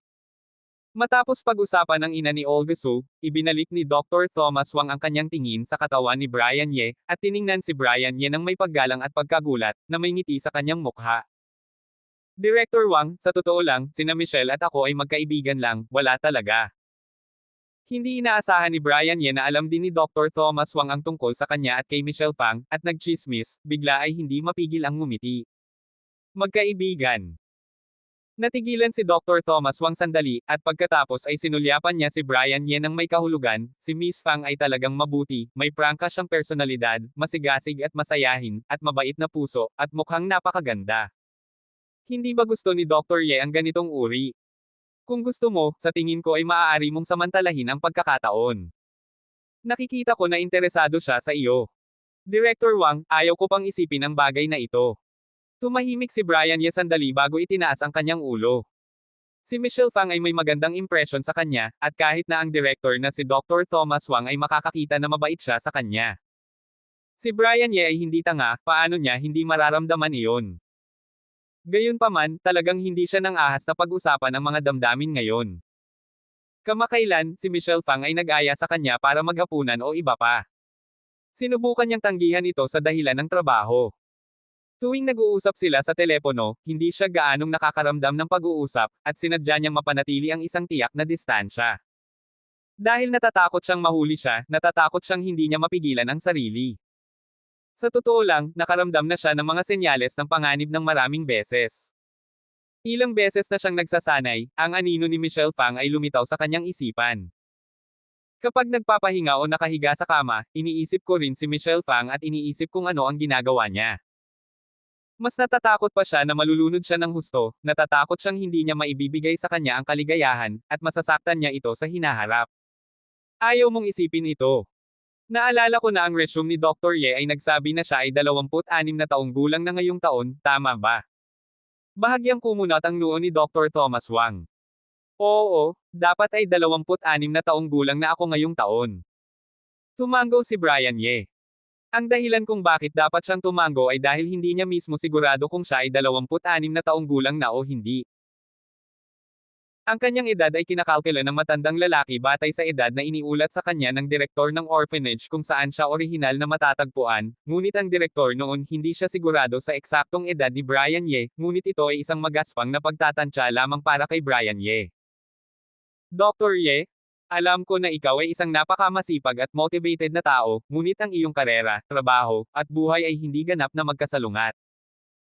Maaari mo pang mapabilis ang iyong pamilya, maghanap ng taong nakakaunawa sa iyo at magtatag ng isang masayang pamilya ay mas makakatulong sa iyong karera. Sa edad na 26, masasabi mo na kung ikaw ay malaki o hindi. Sa tingin ko ang bagay na ito ay maaaring seryosong isaalang-alang. Masigasig na pinayuhan ni Dr. Thomas Wang si Brian Ye. Hindi siya isang taong mahilig makialam sa buhay ng kanyang mga subordinate. Talagang gusto at pinahahalagahan niya si Brian Ye, kaya tinatrato niya si Brian Ye bilang kanyang junior, kaya tatayo siya sa posisyon ni Brian Ye at magsasabi ng isang bagay para kay Brian Ye. Director Wang, alam ko ito. Alam ni Brian Ye na si Dr. Thomas Wang ay talagang mabuti sa kanya. Nararamdaman niya ang taos-pusong pag-aalala ni Dr. Thomas Wang para sa kanya, ngunit talagang hindi niya maipaliwanag ang tanong na ito kay Dr. Thomas Wang. Kung siya ay isang ordinaryong tao lamang, hindi niya dala ang dugong paghihiganti ng matandang lalaki, saan niya kailangan si Dr. Thomas Wang na magsabi. Hindi ako mag-aatubili, tiyak na bubuo ako kasama si Michelle Fang, at tiyak na isa sa alang-alang ko ang mga bagay tulad ng pagsisimula ng isang pamilya. Ngunit ang buhay ay hindi walang kung, hindi lamang niya dala ang dugo at dugo ng matandang lalaki, kundi pati na rin ang mga panganib na maaari niyang harapin anumang oras. Hindi niya alam kung ano ang mangyayari sa susunod na segundo ng buhay at kung anong mga panganib ang kanyang haharapin. Sa ilalim ng mga ganitong kalagayan, paano niya maisasaalang-alang ang mga bagay na emosyonal, at paano niya posibleng mahayla ang iba sa panganib na kanyang kinakaharap? Hindi ba ito nakakasakit sa iba? Dr. Ye, may magandang relasyon ka kay Dr. Allison Zhao, Director Zhao. Tiningnan ni Dr. Thomas Wang si Brian Ye ng may mapait na ekspresyon, at biglang nagtanong. Dapat ay maituturing na okay. Director Zhao. Nagatubili si Brian Ye sandali bago siya nagsabi ng isang hindi siguradong sagot. Sa totoo lang, hindi siya sigurado tungkol sa kanilang relasyon kay Dr. Allison Zhao. Sa totoo lang, kakaunti lang ang kanyang pakikipag-ugnayan kay Dr. Allison Zhao, kaya mas kaunti pa ang komunikasyon. Ayon sa normal na mga pamantayan, hindi pa nga sila magkaibigan, ngunit mas pare-pareho sila sa ilang mga aspeto, tulad ng konsepto at layunin ng paggamot ng mga sakit at pagliligtas ng mga tao. Mayroon silang pakiramdam ng pakikiramay, at maituturing silang mga kapantay. Ngunit agad siyang tumingin kay Dr. Thomas Wang nang may ilang pag-aalinlangan, Director Wang, bakit mo biglang tinatanong ito? Talagang hindi niya maintindihan kung bakit biglang tatanungin ni Dr. Thomas Wang si Dr. Allison Zhao. Wala, nagtatanong lang. Naisip ni Dr. Thomas Wang si Dr. Allison Zhao na sumugod sa meeting room ng pinangungunahan ni Dean Robert Zing ang meeting at malapit na niyang tanggalin si Brian Ye at siya. Marami ka bang alam tungkol kay Director Zhao? Hindi gaanong marami, Director Wang. Sa totoo lang, sina Director Zhao at ako ay wala gaanong pakikipag-ugnayan. Dahil lang sa mga pasyente na nagkaroon kami ng 2 o 3 pakikitungo. Naramdaman ni Brian Ye na medyo mali. Si Director Zhao ay isang napakahusay na babaeng doktor. Pareho ang kanyang medical ethics at ang kanyang mga kasanayan ay medyo matalino. Sa kasamaang palad, parang may kasintahan siya. Parang anak siya ng pamilya Gao. Ngumiti si Dr. Thomas Wang. Si Christian Gao, nanliligaw lang siya kay Director Zhao, at hindi siya pumayag sa kanya. Hindi mapigil ang ipaliwanag ni Brian Ye si Dr. Allison Zhao. Kahit na wala siyang mga iniisip o plano para kay Dr. Allison Zhao, hindi rin niya gusto ang ibang mga tao na iugnay sina Dr. Allison Zhao at Christian Gao sa mga scumbags. Ang huling aksidente sa sasakyan, kahit na hanggang ngayon, natagpuan niya sa likod ng mga eksena ang pangunahing sugo ay si Mr. Ralph Lin, at walang indikasyon na mayroon siyang relasyon kay Christian Gao, ngunit naramdaman pa rin niya na ang aksidente sa sasakyan ay marahil ay hindi mahihiwalay kay Christian Gao. Dahil ang relasyon ni na Mr. Ralph Lin at Christian Gao ay hindi simple sa una, nang lumitaw si Mr. Ralph Lin sa harap niya sa unang pagkakataon, para magpadala ng mensahe kay Christian Gao upang babalaan siya at hayaan siyang lumayo kay Dr. Allison Zhao. Ngunit matapos magsalita, bigla siyang may naalala at hindi mapigil ang magsabi, Director Wang, ano ang gusto mong sabihin? Dr. Ye, isang patas na babae, ang mga Ginoo ay nagmamakaawa. Talagang naiintindihan ko ang ganitong uri ng sikolohiya. Pagkatapos ng lahat, nagmula rin ako sa murang edad. Nakita na si Brian Ye ay ganoon kadali na tanggalin ang relasyon ni na Dr. Allison Zhao at Christian Gao, ang mga mata ni Dr. Thomas Wang ay kumislap ng kaunting pag-aalala, ang kanyang mga salita ay seryoso at may kahulugan, at sinabi niya kay Brian Ye ng may kahulugan, ngunit para sabihin ko sa iyo, Dr. Ye, sa tingin ko si Deputy Director Zhao ang ganitong babae ay isang malaking kapalaran na maging isang kaibigan, ngunit bilang isang kasintahan, hindi siya ang tamang pagpipilian para sa iyo. Talagang hindi gusto ni Dr. Thomas Wang sina Brian Ye at Dr. Allison Zhao. Hindi yun dahil mayroon siyang anumang opinyon kay Dr. Allison Zhao. Orihinal na, nagkaroon siya ng maling akala kay Dr. Allison Zhao dahil sa mga gawain ni Brian Ye, ngunit matapos ang insidente sa meeting room noong nakaraang pagkakataon, binitawan na niya ang sama ng loob. Hinahangaan pa nga niya si Dr. Allison Zhao. Naramdaman ni Dr. Thomas Wang na napakasarap ng kanyang mga kasanayan sa medisina, karakter, at personalidad. Ngunit isa ang pahalagahan, isa pa ang maging angkop. Matapos ang insidente sa meeting room noong nakaraang pagkakataon, matapos ang wake-up call ni Vice Dean Manuel Zhao, sinadya niyang matuto ng higit patungkol kay Dr. Allison Zhao, at ang resulta ng pag-unawa ay direktang kinatakutan siya. Kahit na hindi niya direktang naunawaan ang partikular na background ni Dr. Allison Zhao, dahil hindi alam ito ni Dean Manuel Zhao, ngunit ang tiyak ay ang background ni Dr. Allison Zhao ay talagang nakakatakot, sa isang antas na hindi maabot ng karamihan sa mga tao. Si Manuel Zhao ay nakakapagbawi ng desisyon sa paglipat, at nang maging dean siya ng North Suburb No. 3 hospital, malamang na si Dr. Allison Zhao ang nasa likod ng mga eksena. Gamit ang background na ito, kasama ang kanyang uri ng personalidad, ang pananaw ni Dr. Thomas Wang ay talagang hindi angkop para kay Brian Ye.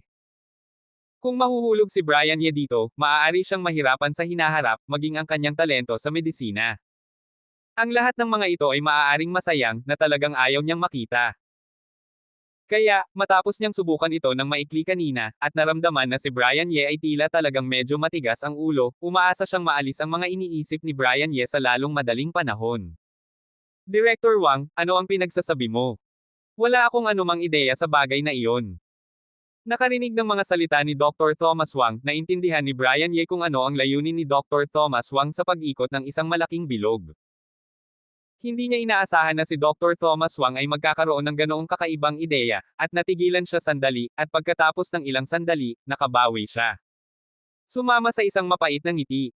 Mayroon ba talagang walang ideya? Si Director Zhao ay napakagaling at maganda. Ang tingin ni Dr. Thomas Wang ay nagbigay kay Brian Ye ng isang malalim na tingin. Si Brian Ye ay walang magawa, anong uri ng loika si Dr. Thomas Wang, maganda at natitirang, kailangan ba niyang magkaroon ng mga ideya? Maraming magaganda at natitirang kababaihan sa mundong ito. Mahirap ba para sa kanya na magkaroon ng mga ideya? Sa totoo lang, Dr. Ye, sa tingin ko kung hindi mo gusto ang Miss Fang na iyon, maaari mong isaalang-alang si Miss Olga Su. Si Nurse Su ay may mabuting personalidad at mabait na puso. Tiyak na magiging isang mabuting asawa at ina siya sa hinaharap, at ang pinakamahalaga. Oo, tiyak na susuportahan at mauunawaan niya ang iyong karera. Tinapik ni Dr. Thomas Wang si Brian Ye sa balikat. Si Brian Ye ay halos lumuhad ng diretso kay Dr. Thomas Wang, Director Wang, alam kong inaalagaan mo ako, ngunit mangyaring huwag magkaroon ng ganoon kalaking utak at huwag mong guluhin ang mga Mandarin Ducks, pwede ba? Haha. Magsasalita lang ako ng aking personal na opinyon. Kayo lang ang maaaring maging mga master ng mga gawain ng inyong mga kabataan. Okay, magpapahinga na ako. Sige na at gawin mo ang iyong trabaho. Tiningnan ni Dr. Thomas Wang si Brian Ye nang may walang magawa na hitsura, ngumiti ng haha, lumingon at naglakad patungo sa opisina. Si Director Wang talaga. Nang pinapanood si Dr. Thomas Wang na umalis ng may ngiti, si Brian Ye ay hindi mapigil ang mapait na ngumiti.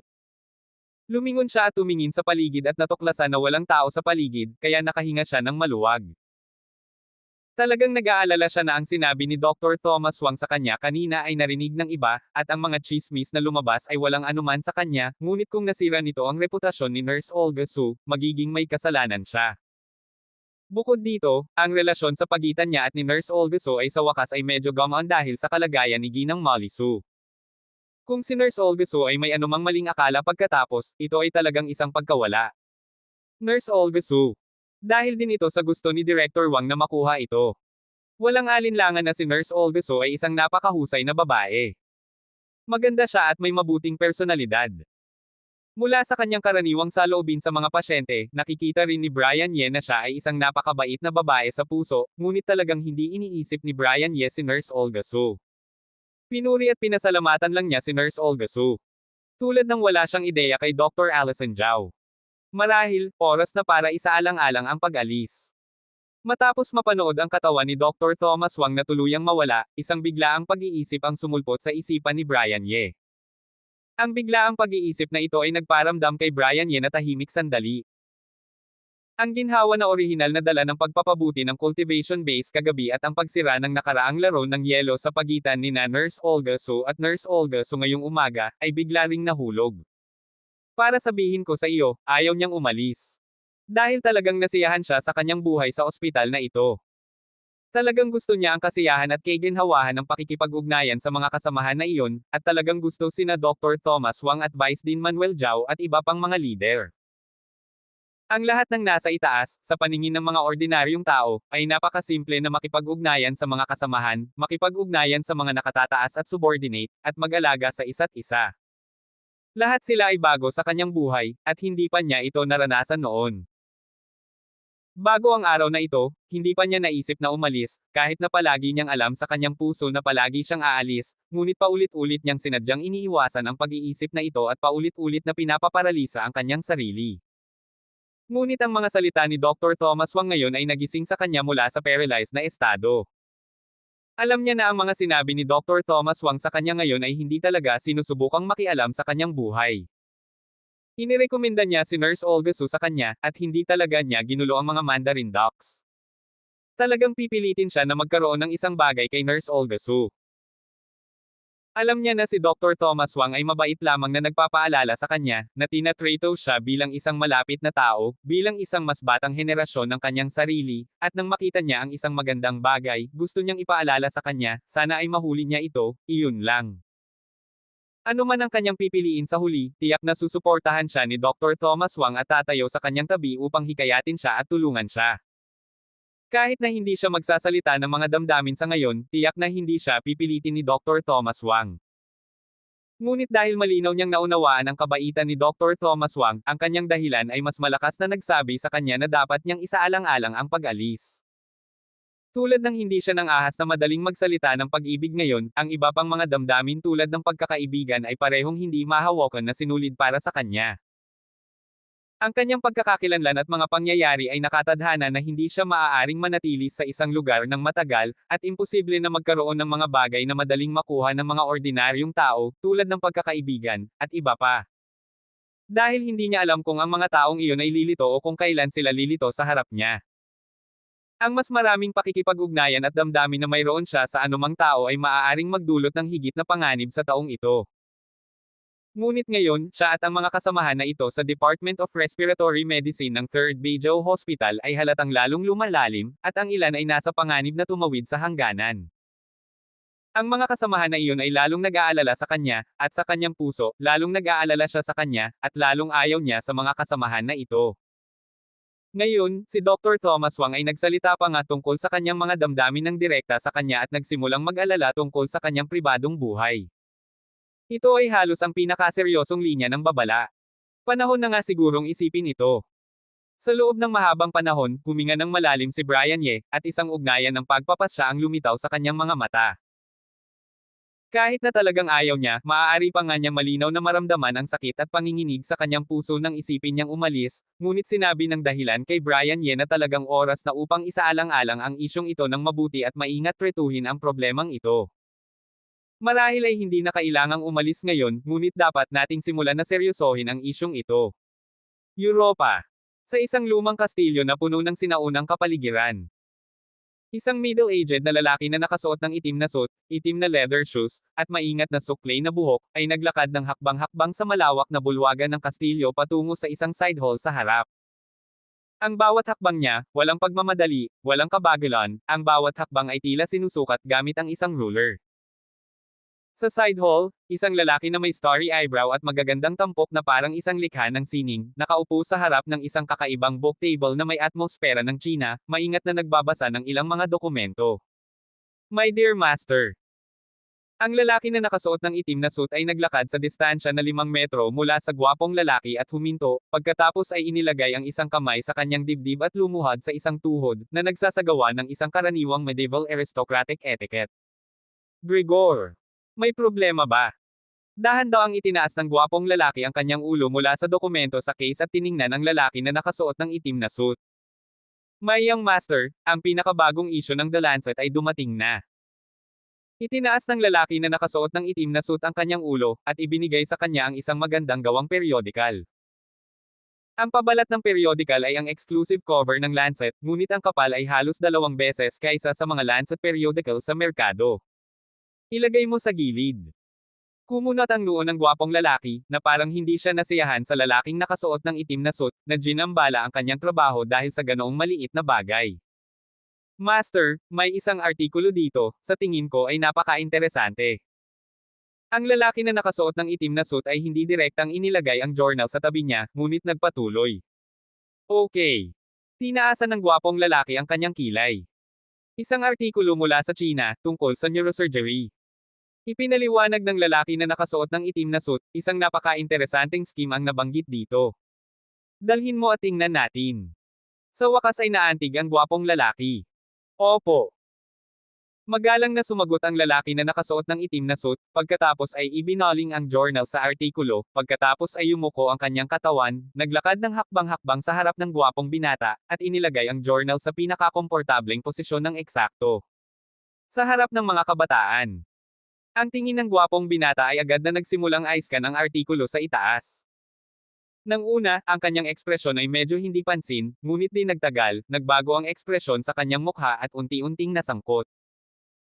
Matapos niyang mabasa ang buong artikulo, ang kanyang mga mata ay nagpakita ng isang hitsura ng interes. Interesante, hindi ko maisip ang Huaxia Kingdom, mayroon bang ganoong napakahusay na doktor? Anong uri ng academic background ang mayroon ng Dr. Alison Zhao na ito? Alison Zhao, 28 taong gulang, nagtapos sa Union Medical University, ang pinakasikat na medical university sa China, at nakumpleto ang kanyang master's at doctorate degrees sa Yanjing University sa susunod na 3 taon. Habang nag-aaral siya ng undergraduate at graduate, nag-intern siya sa maraming kilalang China pagkatapos ng graduation, hindi inaasahang pinili niyang magtrabaho sa Beizhou Third Hospital, na hindi gaanong kilala. Pagkatapos ng 3 taong pagtatrabaho, naging pinakabatang Deputy Chief Physician siya ng Beizhou Third People's Hospital. Nakumpleto niya ang maraming mahirap na operasyon at naging isang kilalang star doctor sa neurosurgery. Ang pinakasikat at pinakamaimpluwensyang isa ay ang operasyon sa papel na ito. Si Gregor, na nakasuot ng itim na suit, ay tila nauna nang nahulaan ang tanong na ito mula sa gwapong binata, at binasa ang resume ni Dr. Allison Zhao nang may pag-endorso. 28 taong gulang. O ganap na nilinang ng China. Ang hitsura ng gwapong binata ay naging mas mapaglaro, talagang interesante, nasaan ang Dr. Y na ito. Ang taong ito ay napaka-misteryoso. Hanggang ngayon, walang pampublikong impormasyon tungkol sa taong ito.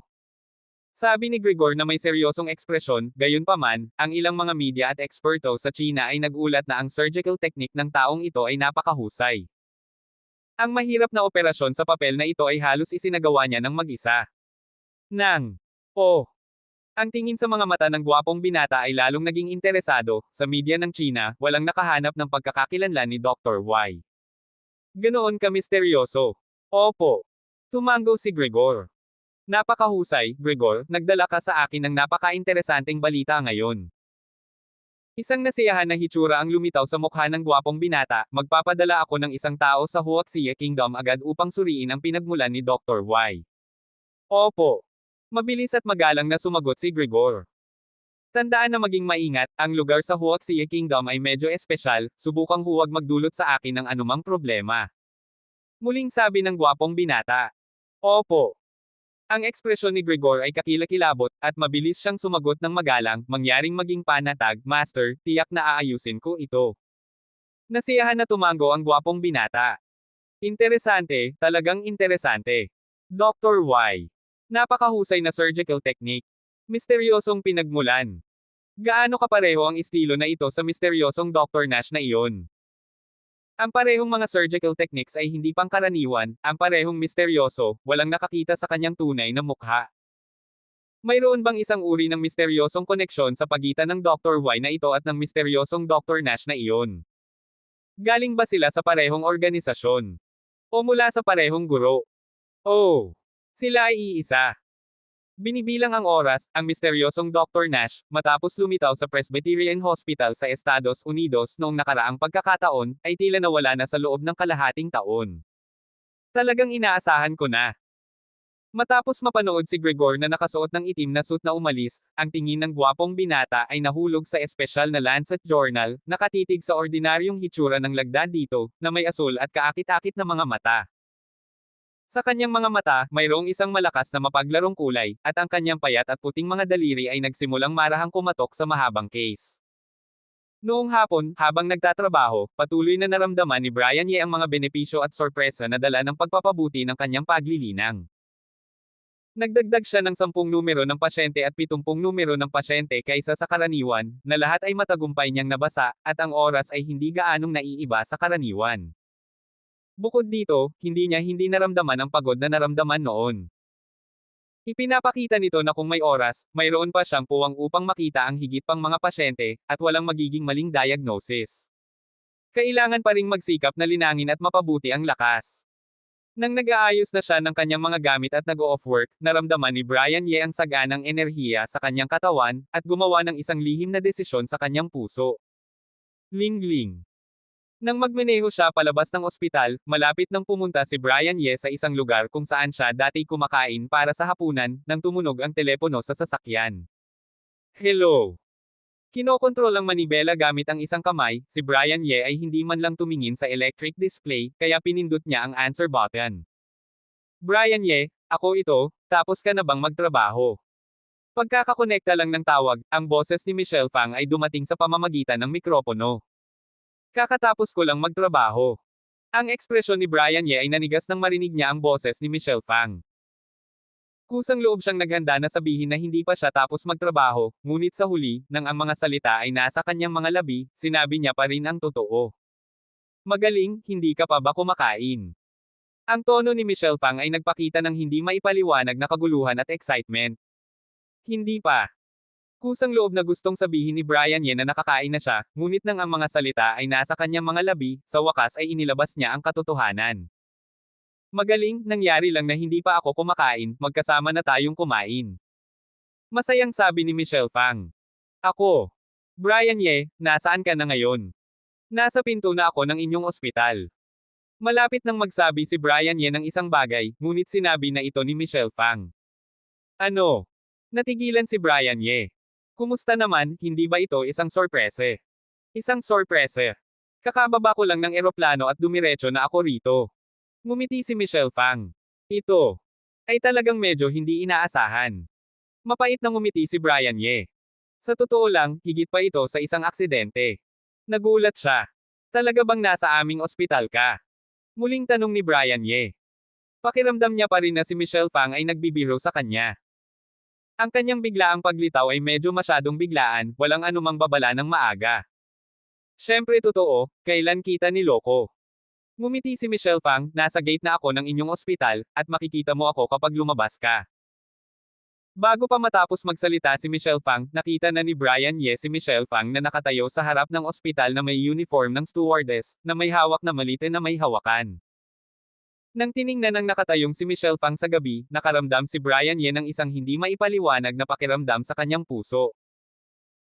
Matapos manatili sandali, isang ugnayan ng lamang ang kumislap sa mga mata ni Brian Ye, at inihagis niya ang telepono sa kanyang kamay sa upuan, binagsak ang accelerator sa ilalim ng kanyang paa, at nagmaneho patungo sa kinatatayuan ni Michelle Pang. Pagkatapos ng pop, hindi niya alam kung ano ang mangyayari sa susunod. Hindi niya alam kung anong uri ng panganib ang kanyang haharapin sa hinaharap. Ngunit alam niya na ang babaeng nakatayo sa harap, kakatapos lang niya ng international flight, hindi pa niya sinimulan ang flight, at hindi umuwi para magpahinga, kaya tumakbo siya sa ospital kung saan siya nagtatrabaho at lumitaw sa harap niya. Ngayon siya, anuman, ay hindi mapigil ang ipagkanulo ang babaeng nakatayo sa harap. Ngayon gusto niya lang siyang puntahan ng mabilis hanggat maaari. Sa pasukan ng ospital, si Michelle Pang, na may hawak na telepono, ay nakita ang mikropono, at biglang walang paggalaw, at isang ugnayan ng kalungkutan ang kumislap sa pagod na mukha na iyon. Kahit na si Michelle Pang ay hindi isang napakadelikado at sensitibong babae, mayroon siyang masayahin at masiglang personalidad. Sa mga salita ni Edna Joe, siya ay isang babae na may higit pang mga ugat, ngunit ang isang babae na walang higit pang mga ugat ay isang babae, at ang mga babae ay lahat ng babae. Isang napakasensitibong hayop, ang pakiramdam ng isang babae ay napakasensitibo. Ang sinadyang paglayo ni Brian Ye sa kanya sandali, kahit na si Edna Joe, isang outsider ay makakaramdam nito, paano niya hindi mararamdaman ito. Ito lang ay siya ay isang napakamatigas ang ulo na babae. Kinilala niya si Brian Ye bilang isang tao, kaya ayaw niyang sumuko ng madali. Kaya pinili niyang magpanggap na hindi alam sa lahat ng oras, at gaya ng dati, makipag-chat kay Brian Ye kapag may oras siya. Matapos maramdaman na ipinakita ni Brian Ye na ayaw niyang makipag-chat, kusa siyang mag-hang up at tatapusin ang chat. Sa pagkakataong ito sa wakas ay nagpahinga siya. Pagkatapos bumaba ng eroplano, tiningnan niya ang oras at alam niya na ang oras na ito ay karaniwang oras ng pag-off work ni Brian Ye, kaya dumiretso siya kay Brian Ye. Umaasa siyang gumugol ng mas maraming oras kay Brian Ye. Sa pamamagitan ng oras, maipapakita niya ang kanyang mga bentahe at hayaang maramdaman ni Brian Ye ang kanyang kahusayan ng higit pa. Umaasa rin siyang makakuha ng higit na pag-unawa sa pamamagitan ng oras na ginugol kasama si Brian Ye. Brian Ye, alamin kung ano ang iniisip ni Brian Ye, at maunawaan kung bakit bigla siyang iniiwasan ni Brian Ye. Malinaw niyang naramdaman noon na si Brian Ye ay may magandang impresyon sa kanya. Bilang resulta, hindi niya inaasahan na nang marinig ni Brian Ye na sinabi niya na nasa pasukan siya ng ospital, tatahimik siya. Galit ba siya? Sinisisi ba niya ako sa pagtakbo ng tahimik? Malungkot na naisip ni Michelle Pang sa kanyang puso. Z. At nang malungkot na tinitingnan ni Michelle Pang ang pag-hang up ng telepono, isang malakas na tunog ng preno ay biglang tumunog mula sa kanya. Isang itim na Mercedes, isang emergency stop, huminto sa tabi niya. Sino ito? Hindi ka ba magde-drive ng kaunti ng mas mabagal? Hindi mo ba alam na ito ay isang ospital? Ang tingin ni Michelle Phang, na tumitingin sa Mercedes-Benz na biglang huminto, ay kumunot. Kahit na ang lugar kung saan huminto ang Mercedes-Benz ay may ilang distansya pa rin mula sa kanya, hindi siya natakot, at lalong hindi siya nabangga. Ngunit kusang loob pa rin siyang hindi nasisiyahan sa pag-uugaling ito, at ang kanyang masamang kalooban sa sandaling ito ay pinalaki ang hindi kasiyahan na ito. Gayunpaman, sa kanyang puso, bumulong siya at sinumpa ang lalaking Mercedes-Benz na ito, iniisip kung magsasalita ng direkta, turuan ang kabilang partido, at hayaang bigyang pansin ng kabilang partido ang kaligtasan, ang kanyang mga mata ay biglang nanlaki. Kabilang sa mga ito, mayroong isang ekspresyon ng hindi paniniwala. Brian Ye. Sigurado si Michelle Phang na tama ang kanyang tingin, hindi niya mapigil ang magpakita ng isang ugnayan ng sorpresa sa kanyang mukha nang makita niya ang taong nakaupo sa driver's seat, na nakaupo sa driver's seat. Tingin. Sumakay ka sa sasakyan. Tiningnan ni Brian Ye si Michelle Phang nang may gulat na hitsura, at isang ngiti ang lumitaw sa kanyang mukha. Nabawi ni Michelle Phang ang kanyang malay na parang unang nagising mula sa isang panaginip, nagmadaling binuksan ang pinto at sumakay sa sasakyan. Salamat sa buong biyahe. Nang tiningnan si Michelle Phang na naglagay ng toe box at umupo sa passenger seat sa tabi niya, muling pinatakbo ni Brian Ye ang sasakyan ng may kaunting awa. Kahit na hindi alam ni Brian Ye kung saan bumalik si Michelle Phang ngayon, mula sa pagod na mahirap itago sa mukha ni Michelle Phang, alam ni Brian Ye na ang paglalakbay na ito ay tiyak na hindi maikli at tiyak na hindi madali. Sa kabutihang palad, walang mahirap, nasanay na ako. Nakarinig ng mga salita ni Brian Ye na puno ng lamang, si Michelle Phang ay hindi mapigil ang matigilan ng bahagya. Pagkaraan ng ilang sandali, nakareact siya, nakakaramdam ng kaunting pagkawala. Sa totoo lang, kakatapos mo lang lumipad, dapat kang umuwi at magpahinga. Sinulyapan ni Brian Ye si Michelle Phang at mapait na ngumiti. Natatakot ako na kapag umuwi ako at nagpahinga, hindi mo na ako aalagaan ng mabuti at kakain ng maayos. Ngumisi si Michelle Phang, sabihin mo sa akin, paano ka kumain habang wala ako? Kumakain ka ba sa cafeteria araw-araw? Nahiya si Brian Ye.